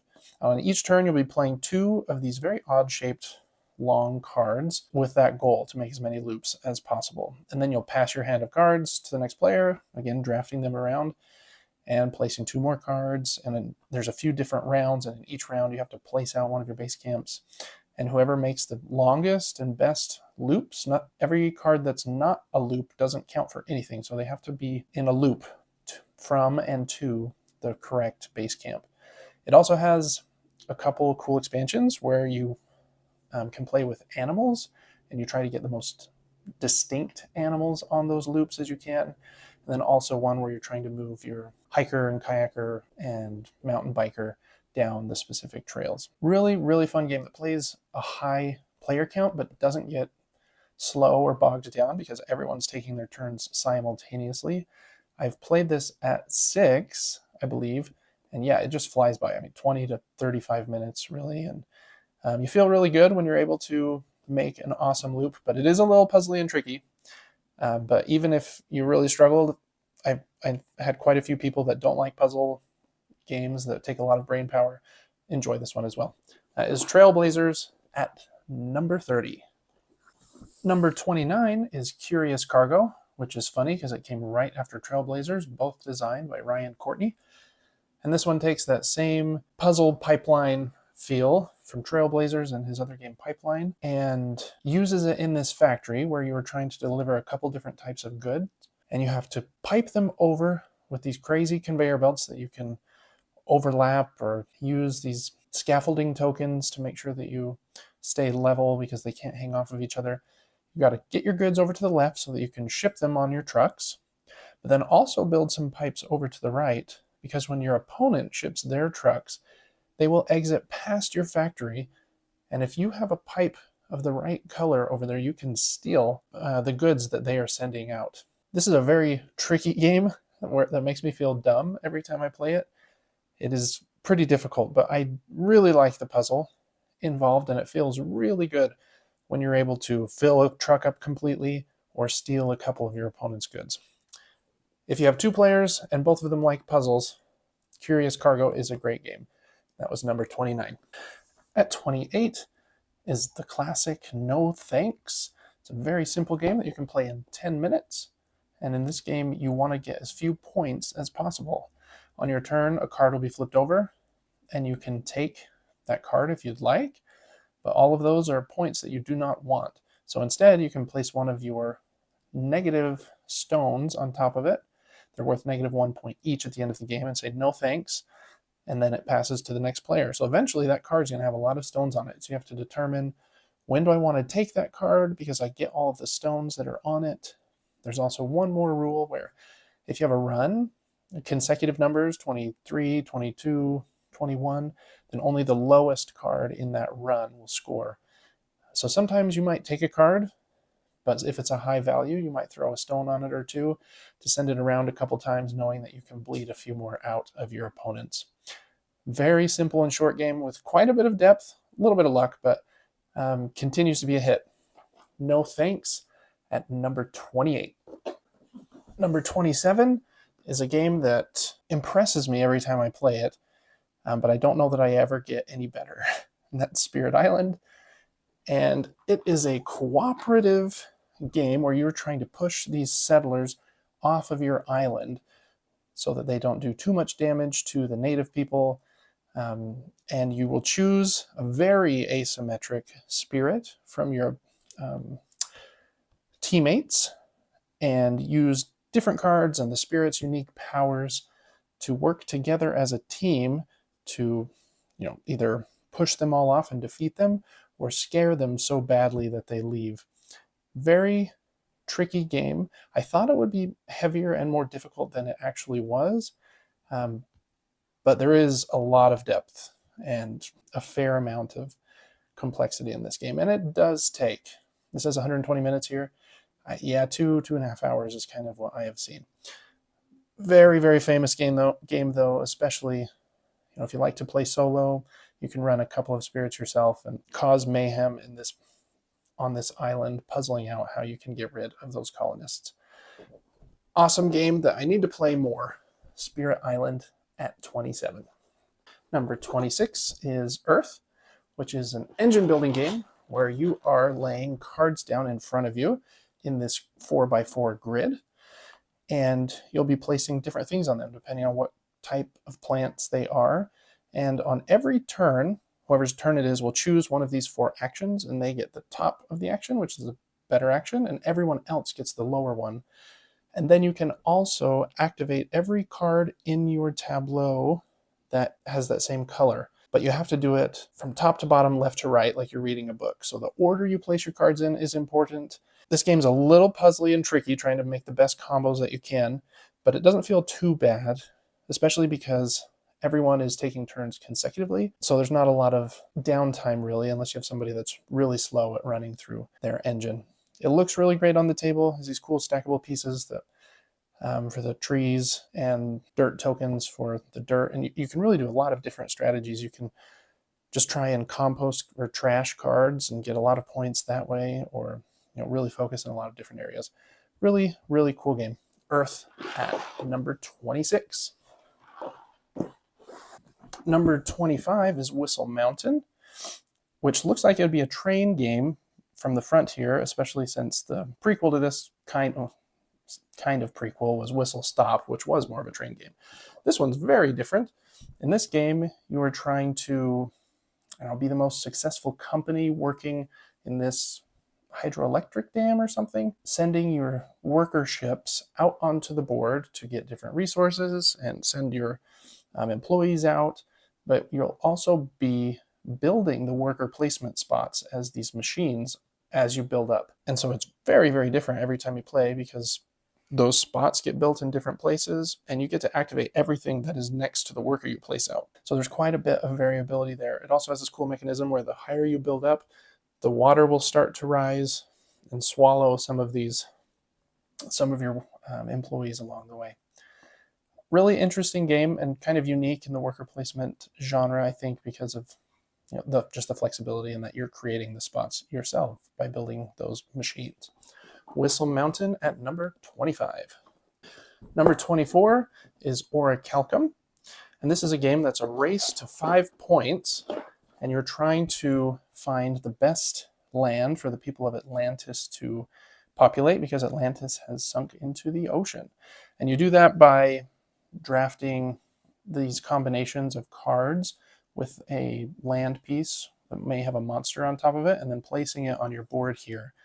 And if you place in certain configurations, you might be able to build a temple, which will get you 1 point. If you ever build a connected region of 3 or more pieces, then you get a point as well. And actually you attract one of the titans, but they count as a point. Your 5 points are tracked up here, and if anyone ever has 5 points at the end of their turn, they win. So I really like the race element here. There's a little bit of dice rolling trying to defeat the monsters because you have to have defeated all the monsters on your board to win the game as well. But you're really trying to eke out the most on each of your turns. And maybe, okay, if I steal this titan from my opponent right now and I'm able to build a temple, I might be able to get 2 points this turn. Yeah, I just really like the tightness in the race here in Orichalcum. And that was number 24. Number 23 is Men at Work, game that has been a hit with everyone I've played it with. It is my favorite, I don't know what to call it, Jenga-like, I guess. In this game, you are building up this construction site, and you'll have to follow the card that is on the top of the deck on your turn and either place out one of these big beams or a worker. Some of the workers might have to be carrying a little beam on their arms or bricks. Sometimes you might have to put out one of these huge beams with a worker on it already. And if you knock anything off the construction site, then you lose one of your safety certificates. And so you're trying not to lose all of those. And then at a certain point in the game, whoever builds an item that is the tallest from the table will get an Employee of the Month certificate that is also a point. And so you're trying to get as many of those as you can without losing your safety certificates. And when you do knock something over, the next player has to clean it up before they can start their turn. And sometimes just the cleanup can cause another accident. And it's just funny watching someone with shaky hands try to place these workers and these beams out here. And sometimes you'll do really well and be surprised at how high you were able to get it. And other times, everyone is making accidents basically every turn. Really fun game if you like things like Jenga, which is a little more in depth and complexity. That's Men at Work at 23. At 22 is Heat Pedal to the Metal, a racing game where you are trying to win the race by controlling your own car with a deck of cards. And playing my favorite module, the Garage module, you'll add some unique cards to your deck before the race begins. And then at that point, you don't add any new cards to your deck except for some penalty cards. And so you're just trying to cycle through your deck quickly, play the good cards, be able to use some heat to push your car extra hard, but not too much, because if you use all of your heat cards, you spin out, and that's really, really bad. You have to pay attention to how sharp a corner is, and the cornering system is really great. And you can even play with AI racers. So if you're only playing solo or with 2 people or 3 people, you can add all the way up to 6 players with the AI cars, and they're controlled super easily with kind of this AI board with some cards on it. Really great racing game where you feel like you can move fast and really push your car. It doesn't feel like a slog, but you also have to be somewhat careful and not use too much heat. Great racing game. I love it a lot. That is Heat Pedal to the Metal at 22. At 21 is Mission Red Planet, which is kind of a chaotic game that's good at higher player numbers. I'm upside down again. In this game, everyone has 9 cards, the same 9 cards, and you'll play one in secret and everyone will flip them over. And whoever played the lowest card, I believe, gets to go first. They have different actions, the numbers 1 through 9. Some of them might be, place some workers on one of these ships that are headed to Mars. And when a ship is filled, it will launch and land at whatever spot is listed on that ship. Some of them might let you move some of your astronauts around on Mars because you're trying to control different regions so that you get the best resources at the end of each round. And it really is just chaos. You might explode somebody's ship, throw one of your workers on a different ship that causes it to launch and puts them, in an area that you needed. And then someone else moves some of their astronauts into that area and they beat you to get the best resource. But it's a lot of fun, especially that concept of it's super easy. All you have to do is play one card on your turn and then kind of do the action of that card. Really good game for a slightly bigger group. That is Mission Red Planet at number 21. Number 20 is The Magnificent, which is a dice drafting game about building the best circus and putting on the best performances that you can. You'll be taking dice and sending your wagon around these different rondels, collecting everything that you pass, and building out your own circus camp here with these different tetra-shaped tiles, and then putting on performances with the cards that you have gained that you have to have these specific pieces in your camp before you can purchase different performers, and then putting on great performances to get lots of points. It's a really fun game. It looks really good on the table. The dice are, really pop and against kind of the dark board. It's kind of a mid-weight dice drafting game, and if that is your style, I think you'll really like The Magnificent, which is my number 20.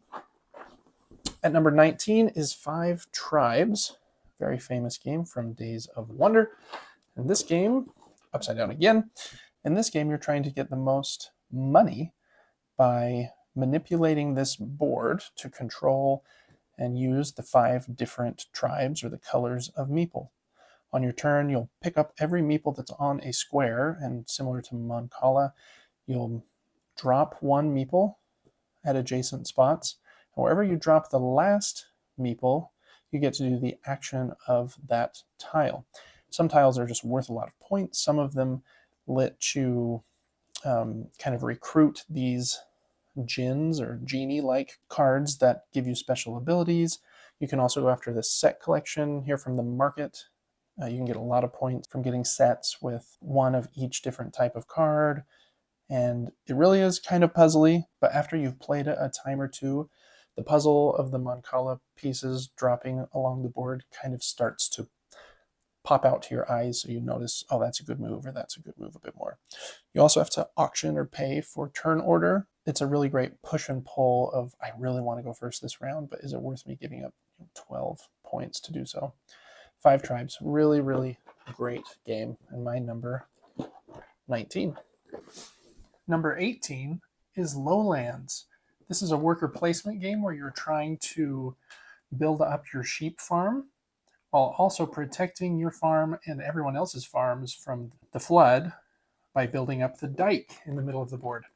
So you have a little bit of a cooperative element in the game where you're all working together on this dike to keep the flood at bay so that your sheep don't die in the flood.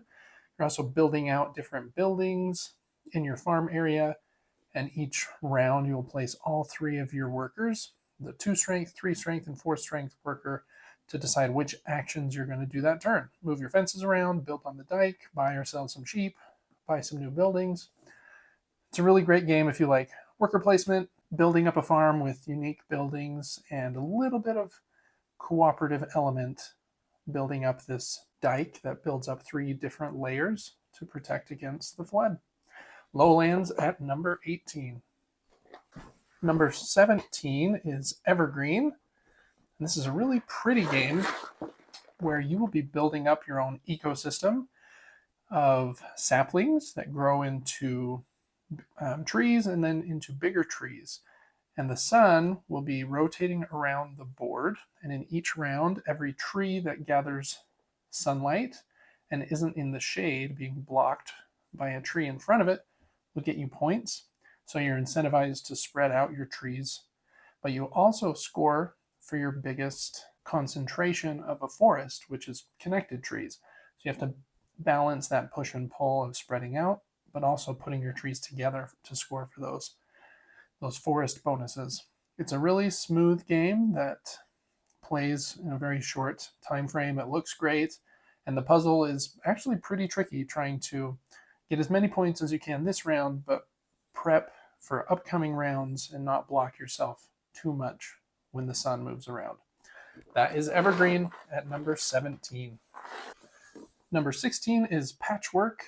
This is a 2-player only game where you are trying to build the best quilt that you can, and you have to pay for different pieces using buttons, and all of the pieces get laid out in a circle around the board. And there's a little token, and you can take any of the pieces within 3 pieces from that little pawn. And whichever piece you take, you put the pawn there, and then it slowly moves around the board. And I like that restriction on the pieces you can take, so that I might take a piece and know, okay, the 3 that I'm leaving in front of the pawn, my opponent probably won't want, or I want this one that's 5 pieces away, so hopefully they'll take one so I can get that one on my next turn. The puzzle is a little tricky, trying to figure out how to leave as little blank space as possible, but it's a fun, quick game that has a good puzzle element, and the mechanism of moving your pawn forward until you pass your opponent is an interesting way of taking turns. You might have a few turns in a row because of that. That is Patchwork at number 16. Number 15 is Pan Am. This is a route building game where you are trying to build out airplane routes for your fledgling airline. But you're not just trying to build the longest route, you're trying to build routes that might be in the way of Pan Am so that they will purchase their route from you. So at the end of the game, you're just trying to have the most points by either selling routes or having routes. You can build airports in different locations. And at its core, it's also a worker placement game where you are choosing what you want to focus on for that round. It could be getting new planes or new destination cards to build out the routes, or these directive cards. And so you have quite a few options with the goal of building out routes, getting better planes that can fly farther, to build longer routes, but also selling as much as you can to Pan Am, especially when their stock price is high. Pan Am at number 15. Number 14 is Smartphone Inc. In this game, you are running your own company, building smartphones and trying to sell them over the entire world by reaching out and building headquarters in the different regions of the world, and then selling your phones. You can upgrade the technology in your phone to have better network cards or gaming capabilities or near field communication. And in each round, you will use these 2 iPad-shaped devices and overlap them in some way. And all of the icons that are showing will determine which actions you can take that round and what the price of your phones will be. And whoever's phones are priced the lowest will generally get to take their actions first, including selling their phones. So you have to be really careful that you're not priced too high, especially in regions where you're competing with someone who might go for a low phone price. Because once a customer set has been sold to, you can no longer sell to them in that round. So whoever makes the most money from building their phones, upgrading their phones, expanding to new regions, and selling their phones wins the game. It's a really good game, especially at bigger group sizes. At 4 and 5, this game really shines because it plays quickly. Most of the actions are simultaneous, so you'll be doing them at the same time as the other players, so there's not a lot of downtime. But there's still a good fight over the regions, and seeing what price everyone is going to set their phone sales for the round is always an intriguing moment. So that is Smartphone Inc. at number 14. Number 13 is a very new game called World Wonders. And this is a tile laying game where all of the tiles are different Tetris shapes. In this game, you're trying to build the best civilization, also building as many of the world wonders as you can. You can see the pyramids here and other world wonders here. And kind of the cool thing about this game is all of the regular buildings are these cardboard punch outs. But all of the wonders are these nice big wooden pieces. But they will also go on your board because they are the appropriate size to fit on the spaces. So it's a fairly simple game in that you're just laying tiles down, but there are some placement rules. A building has to be placed by a building of the same color or by a road, and the wonders have generally lots of restrictions on where they can be built. They might need to be built next to or on water, and if the wonder has multiple pieces, they might need to be all touching each other, for example. The main drafting mechanism is really strong as well, where you have 7 gold each round that you can spend to do different things. You can buy road pieces or buy buildings, or buy one of the wonders, but buying one of the wonders costs all of your remaining gold for the round. So you don't want to buy one too early in the round and spend too much gold on it, but if someone else takes it, then it's gone. So that tension is really strong throughout the whole game. Even for the smaller buildings, you could be really worried that someone's going to take them. And so you might buy one and when you would have done something else first, just to make sure you get that. It's a fun game that plays in a pretty quick time, probably 70 minutes is what it says on the box. With 5 players, that might be closer to 90, but really fun game with lots of tension. And at the end of the game, the civilization you've built is always fun to look at. That is World Wonders at number 13. Number 12 is Yinch. This is a 2-player only game. It's an abstract game where you'll be placing these circles and these discs on this grid, and your goal is to get 5 of your colored discs in a row. And when you do that, you will take one of your circles off and place it over here, like this player has here. And whoever gets that 5 in a row 3 times to remove 3 of their 5 circles wins the game. Those circles are your action pieces that you can use to move from. So as you get 5 in a row, you slowly have fewer and fewer options, which is a nice kind of catch-up mechanism that is also built into the game. On each turn, you'll place a colored disc in one of your circles and then move that circle as far as you would like. And if you jump over any discs in your movement, you'll flip them all over. So a little bit like Othello there. Really fun game, especially if you want something that plays in 20 to 30 minutes for exclusively 2 players. I really don't think there's many better games that are strictly an abstract puzzle of trying to figure out how you can outmaneuver your opponent. So that is Yinch at number 12. At number 11 is Caper Europe. Again, this is a 2-player exclusive game. And in this game, you will be drafting cards back and forth with your opponent. You'll each play one and then pass the hand of cards back to each other. And since it's only with 1 player, you really know what cards are in each other's hands, whereas if you're playing something like 7 Wonders, I found it's really hard to remember what a player 4 turns away from you has in their hand. But in this game where it's 1-on-1 and you get that deck of cards or that hand of cards back every other turn, you really have to decide, okay, what am I going to play? What do I think my opponent wants to play? Do I want to play or discard that card instead to deny them from getting what they want? And in the game, you'll be playing these different thieves down to the 3 different locations. And there are different cities you can play. There's like the base one and Paris and a couple other cities for some extra variability. And as you play down the different thieves and give them special items, they might let you steal artwork or painting or jewels from that location. You'll also move this little tug of war piece back and forth to see who will win the location at the end of the game. And it's all really elegantly done over just, I think, 5 or 6 rounds where you take turns going first and second. And it plays in a very, very short play time, but you feel like you've made some really good decisions and had kind of a battle of wits with your opponent. Really great 2-player game, especially if you like card games and card drafting and trying to outthink someone. That is Caper Europe at number 11. Okay, we're at the top 10, my 10 favorite games as of January 2024. Before I start with number 10, I do want to do 2 honorable mentions. These are two of my favorite games, but I don't classify them necessarily as board games.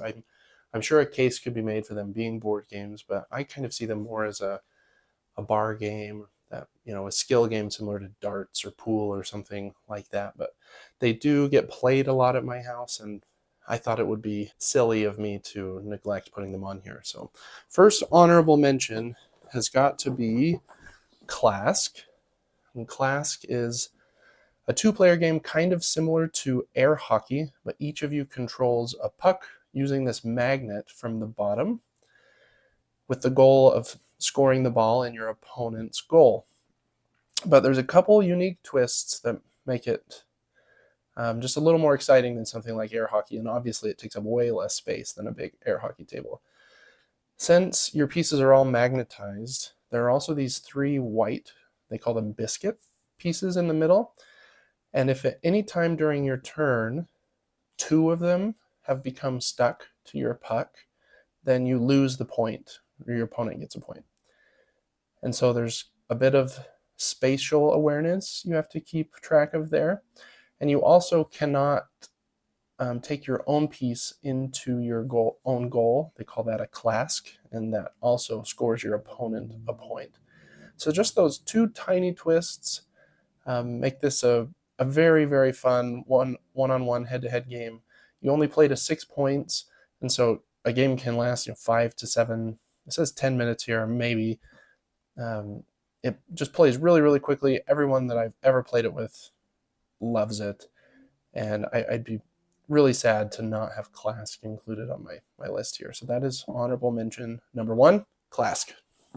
I think Clask would probably be in my top 20 or 30 games. It's just really great. This next honorable mention would definitely be in my top 10. It is hard to show on camera, but it is Crokinole. And Crokinole is also primarily played as a head-to-head one-on-one game. And it's kind of similar to something like shuffleboard. You and your opponent sit across from each other, and you both have different colored discs. And you will take turns flicking your discs, trying to score as many points as you can in the process. And how it works is you have to shoot from this back line with the goal of making your disc in the 20 hole, because that's worth 20 points. And those, when you make it in there, it comes off the board into a 20-point cup, and those 20 points can't be stolen from you. And so you'll flick a disc. Ooh, that was actually pretty close. Like that. If your opponent has a disc on the board, though, then on your turn you must hit their disc. So that changes the strategy drastically, whereas here I might try and hit their piece off and try to score mine, which I didn't. If their piece had been way over here, then I'm not even allowed to shoot for the middle because I must touch that one. And so it becomes this really engrossing kind of one-on-one game to have control of the board, where if the game is tied, whoever has the last shot has a huge advantage. And so they might try to just push play as far away from the center as possible, knowing that you have to try and touch their discs and can't just go for the 20 hole to score points. So it's a really great game with a lot more depth than I thought it had on first glance. And it's just gotten better and better the more that I've played it and practiced. I'm still not like amazing at it, but it's just so much fun. Again, everyone I've ever played this with has thought it's really, just really fun, even for beginners. Just flicking the discs and trying to get them to go straight and having some successful hits is such a thrill. Crokinole is really great. The only kind of barrier is it can be kind of expensive to get a nice board, but I do want to give a shout out to Brown Castle. They have some really great boards, and they're generally a bit less than the most expensive, nicest boards. So shout out to them. And I'm not, they don't sponsor me or anything. I just really like this board that I got from them. So that is Crokinole, which would be in my top 10, but it will be honorable mention number 2 for me. All right, and moving into my top 10 favorite games from the ones that I have played through my life. And the order of these would probably change on any given day. I think all the games in my top 100 are really great. But here's the order that I placed them in this year. At number 10 is Praga Caput Regni by Vladimir Suki, who is probably my favorite Eurogame designer. And this is a medium-heavy Euro game where you're trying to build up the city of Prague. And there's a lot going on, and there's a lot of different tracks you're trying to move up, and you can do different actions. And I won't explain everything, but you're trying to move up the King's Road to get to this bridge, move up on these different castle tracks. But the main way that you do that is through this wheel, which is a cool action selection mechanism where on every turn that wheel is going to rotate. When you take an action, you'll take this little double hexagon shaped piece out of the slot, and wherever you took it from, the farther towards the blue section it is, you might get some bonuses for it not being taken for a while. Or if it was in this red section, you'll get a penalty for it being taken too recently, because you'll take the piece out, rotate the wheel, and then place it at kind of the 12 o'clock top section there. So we'll just continue rotating, and it also acts as the timer for the game. There's this little cube that falls down in a hole to differentiate the rounds. And there's also these, which is a really cool mechanism actually to keep track of time. There's also cubes on your player board that as you're moving your resources up and down, your dial will bump into, and you can unlock those as extra bonuses once you earn more than that amount of resources. It's a really great Euro game. I think it's a bit puzzly, but I really think I've just scratched the surface with the amount of different strategies you can employ here to score the most points and win the game by being the person that contributes the most to building up Prague. And I really like that action selection wheel. So that is Praga Caput Regni at number 10. At number 9 is Dragon Castle, which is my favorite Mahjong style game. And in this game, kind of a loud box, you will have a stack of these dominoes in various different shapes depending on the player count, and you can also build your own custom ones if you'd like. And it follows Mahjong rules where you can only take a tile if one of the long sides is exposed. And you'll be taking these tiles, but then you'll also be using them on your own personal board to build up your own castle.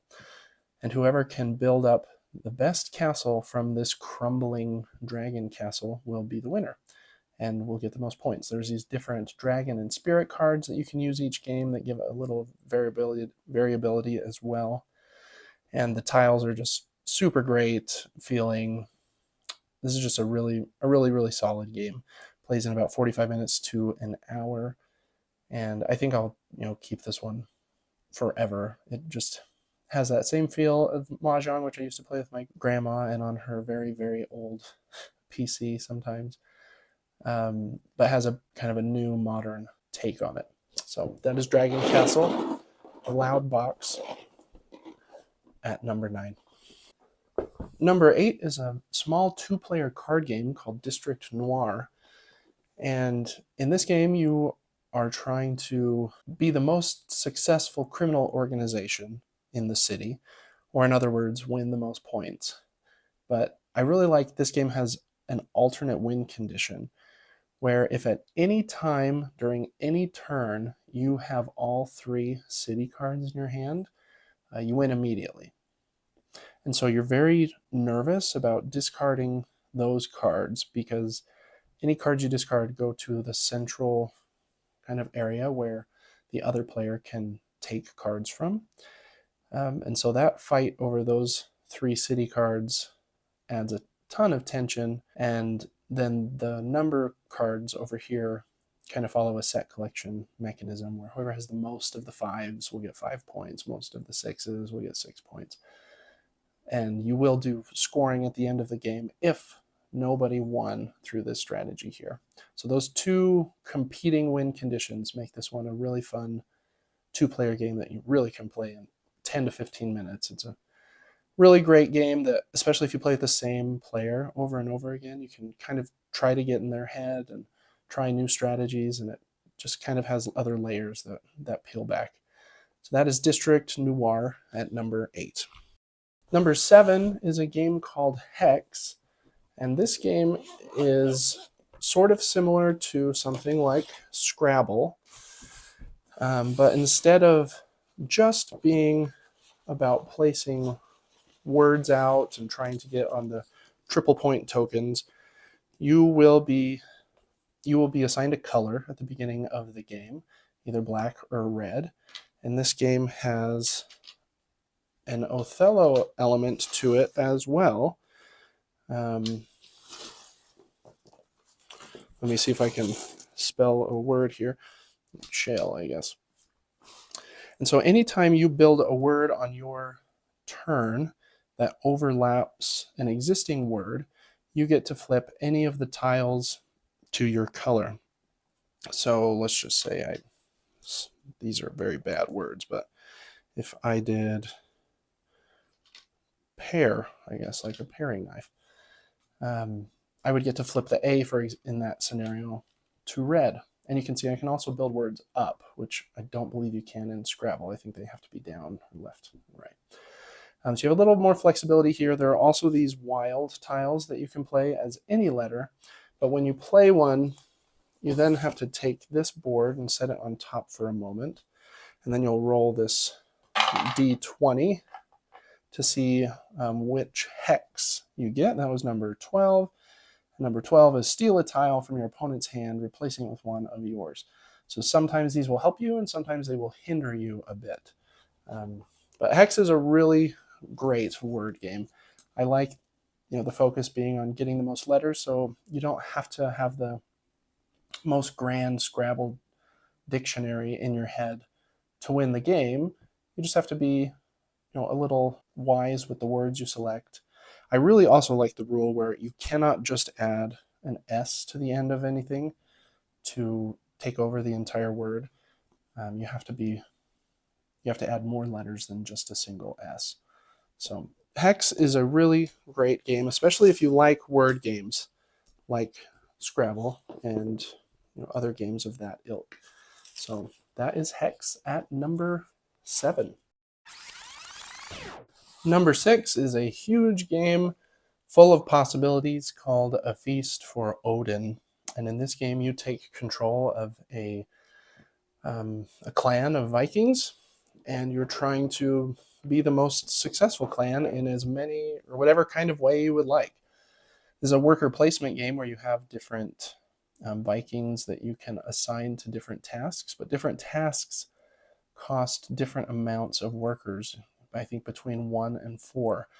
And there's a huge board where you can select which action you want to take on your turn. I think there's over 60 places on that board you can go. You can get new animals or breed them, or you can go whaling or hunting. You can get new ships. You can explore the surrounding islands. There's really so many things you can do. It's kind of a difficult game to explain because of that, but as you do those different actions, you're going to be gathering things, and you'll be placing them here next to your Viking village. And you have to start placing from this bottom left corner, building up. And so the better you can place, you'll be covering up these -1 money point or squares at the end of the game. And if you can completely surround any of these other squares, like stone and ore, for example, then you'll get a bonus production of those during the game. It's really a huge game with a lot going on. The first time you play it will probably take 3 to 4 hours, I would imagine. That's what it took me and my wife, at least. But you can get better at it and have that speed up.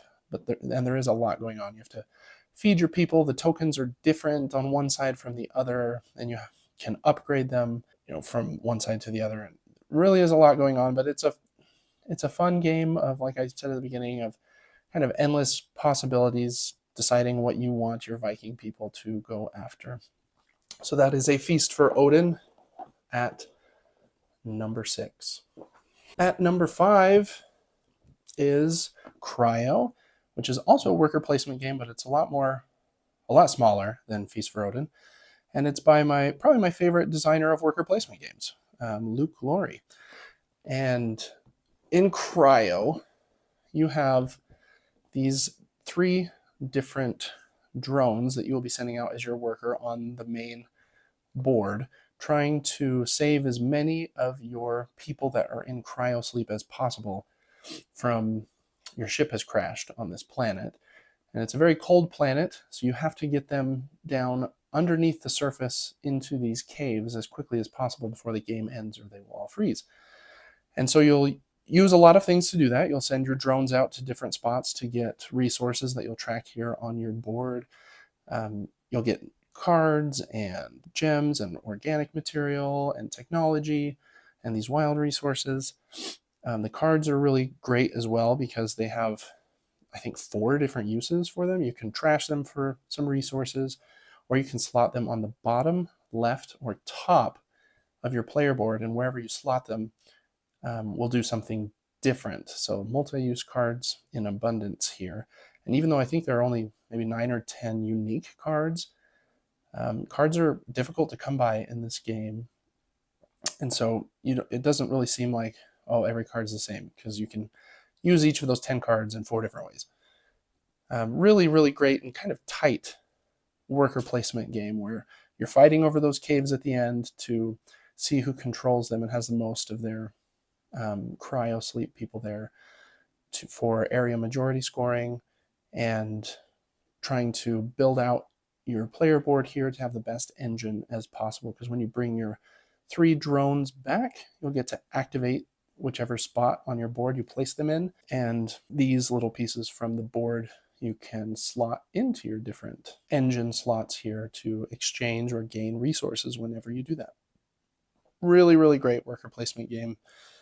Plays in probably, an hour and a half on average. And yeah, I just think it's really elegant and streamlined. I think it trimmed basically all of the fat that can exist in a worker placement game. So really like Cryo. That is number 5. Number 4 is Root for me. And I have most of the expansions for Root.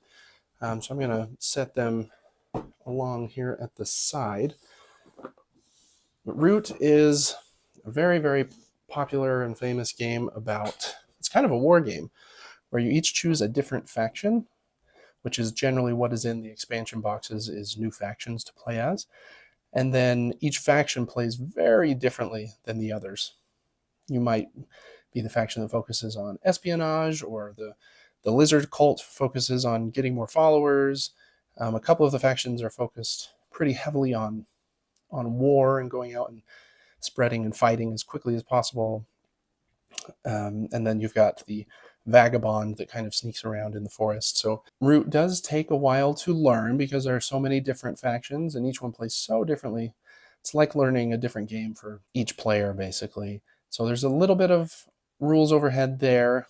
It can also be a bit long. I think most of the games I've played have lasted 2 to 3.5 hours. But that is, I think, just the right amount of time for you to really feel like you understand your character. There's been a lot of different fighting in the forest, and it does feel fulfilling at that time length.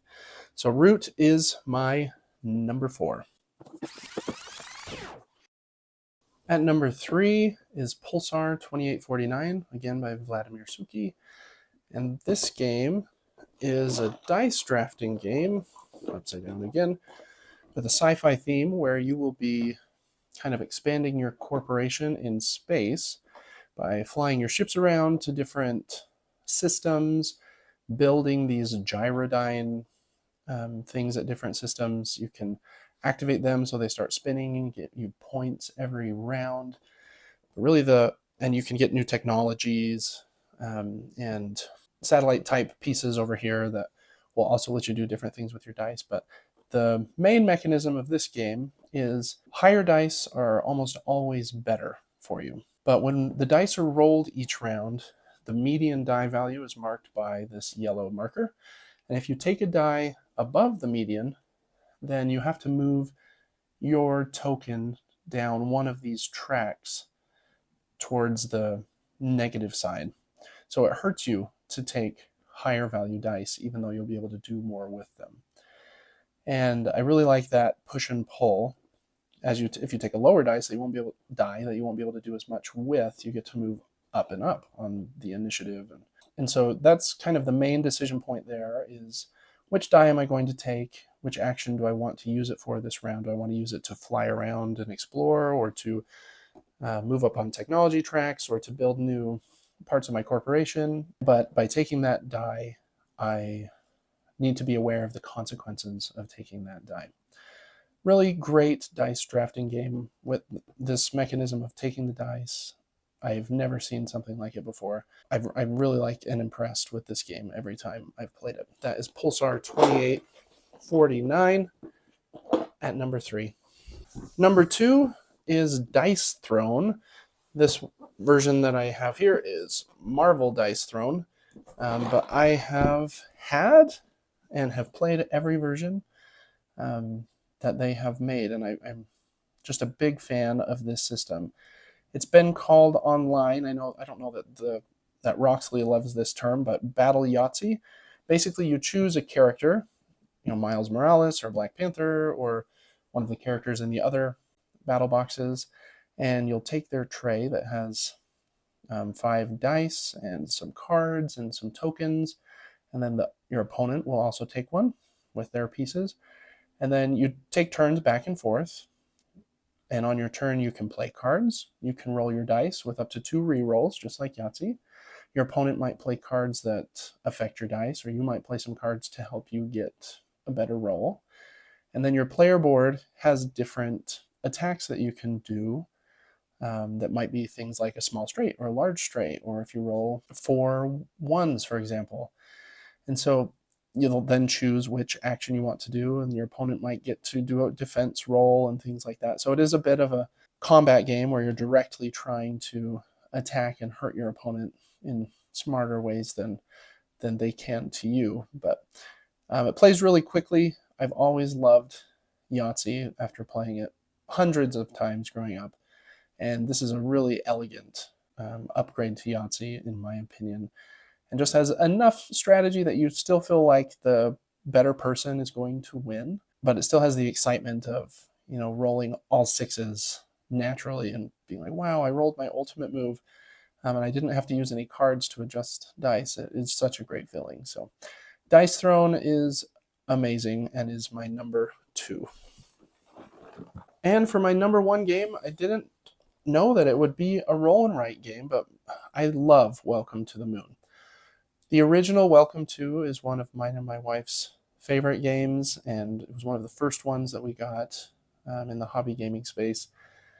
And Welcome to the Moon, when we got it a couple of years ago, just has impressed us every time we've played it since then. I don't think that I have seen a game take, the elements of the genre and just, in my opinion, make kind of the perfect version of it. In Welcome to the Moon, you play very similarly to Welcome to, where 3 sets of cards will be flipped over, and you'll just choose one of those sets of cards and then mark some stuff on your player board. But it has so much more going on in that it has 8 different scenarios, basically 8 different games in this box, where the first one, doesn't feel too different from the original, where you're placing numbers in this rocket ship and using the special actions above them to combo around and mark off as many things as possible. But then immediately in the second scenario, it turns that on its head like crazy, and you have to really focus on putting the numbers in the right order. And it just makes smart changes in all 8 of the scenarios that really, again, like I said, make it feel like there's 8 different games in this box. And it has kind of a solo adventure book that you can play that has different choices you can make, or you can just play a single scenario, which is kind of how me and my wife play it.